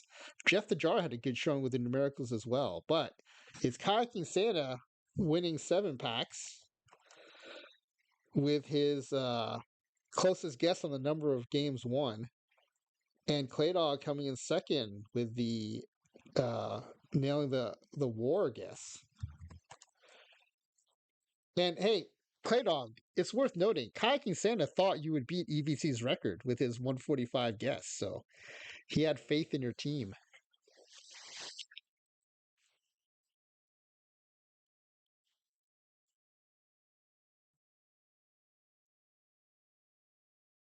Well, I think ClayDog's roster, EVC's roster, they will be scrutinized for how to win this game. The crazy thing, though, is the 23 game winning streak at the end of the season to clinch second place was amazing. That's what I'll remember most about this team. That was incredible. What was the record of your fifth starting pitcher? Let me pull that back up.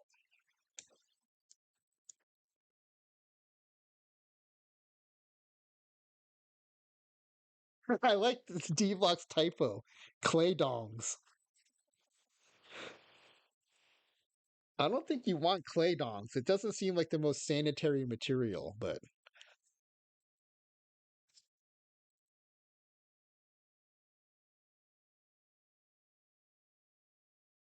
all right, let's see. Your number 5 starter, Alloway, went, well, 13 and 1. Now, he did have the highest ERA of the staff, but yeah, he went 13 and 1.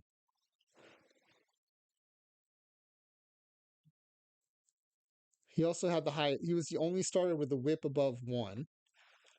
But yeah, I mean, he did well. He didn't do terribly. And he helped you win that clinching World Series game.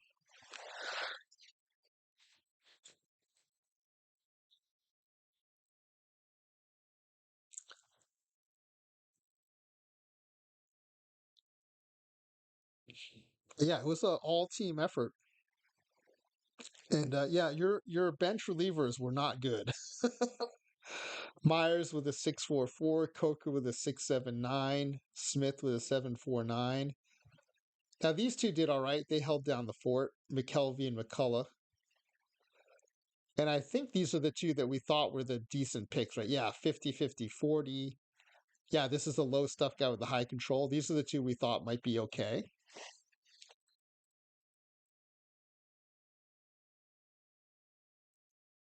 On USN, someone named a play with the category first name of a type of hammer, last name, town in Texas. My suggestion was Sledge Ding Dong. Is Ding Dong a name in Texas?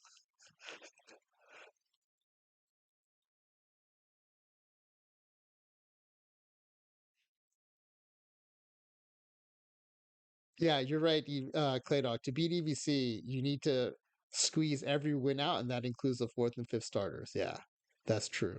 And your fourth starter was a stud, 27 and 2. And your fifth starter was also very good. I mean, with these stats, he's an ace on a lot of teams, right? And he's your fifth starter. So, yeah, all around huge win, Clay Dog. 5 players total over 10 WAR. That that's amazing.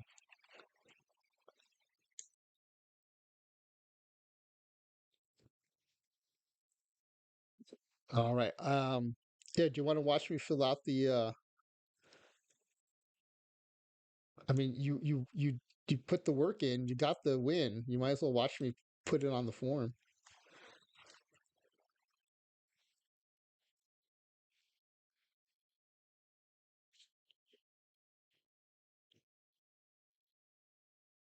Let's make it official. Minnesota Twins. Oh yeah, what was your game score? Let's go check that out.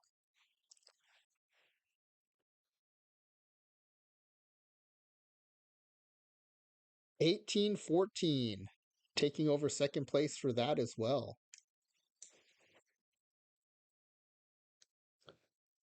Nolan's going to lose some second place stuff here. He will stay tied with you for wins with 140. You did make the playoffs. You did win the World Series. You did win the World Series. You won the Cy Young. You won the MVP. You had 10 All Stars. That's tied the record there.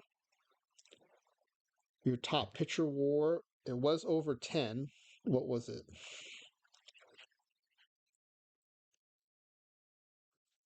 10.9. You've tied the record for highest pitcher WAR.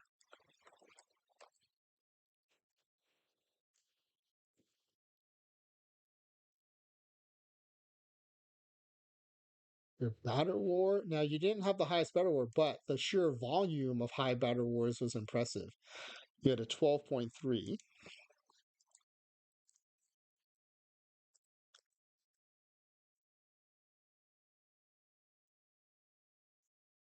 All right, so let's get ready for some. First, let's take this yellow ink for second place. Second now in game score. Tied for second in wins.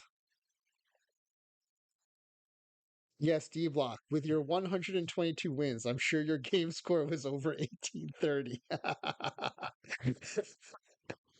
All right, let's take away Nolan's second place color code there for game score. All right, and then that's true. We cannot prove it didn't. That is true, ClayDog. We cannot prove that he was cheated, that he was not cheated. Look at all this green and yellow ink for ClayDog. Second place in game score. Second place in wins.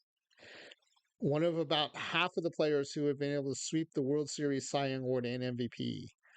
Tied for the most All Stars. Tied for the highest pitcher WAR. And of course, had a player in every single All Star voting category and had 5 players with a 10 plus WAR.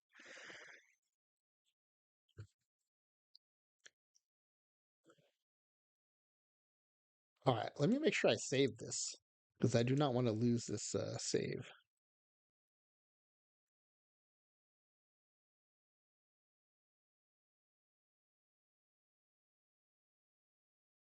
Clayton says, wouldn't it be a fun twist if it wasn't in school at all and I just spent months doing nothing but practicing and analyzing Create-A-Ros?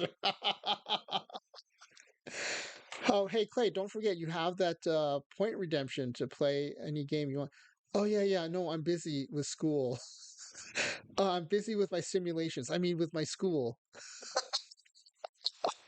That's awesome, Clay Dog.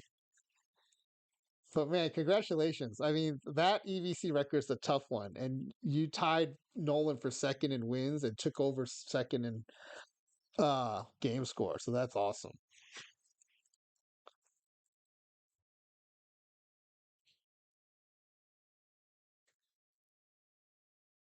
All right, y'all. Let me peek in. I think Ophies are usually our only usual raid target who's on tonight. Oh, Midnight Sumo is on, but I think they're on a replay.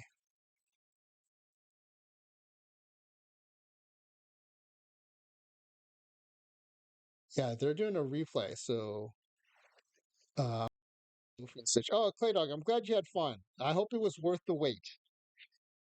And by now, you probably have enough for another redemption. So, don't be shy about redeeming it. We had plenty of people play multiple games or even the same game multiple times. So, All right, we're gonna raid into Ophi and Stitch. All right, everybody, have a good night with no tournaments tonight to do. I think I'm gonna get some sleep.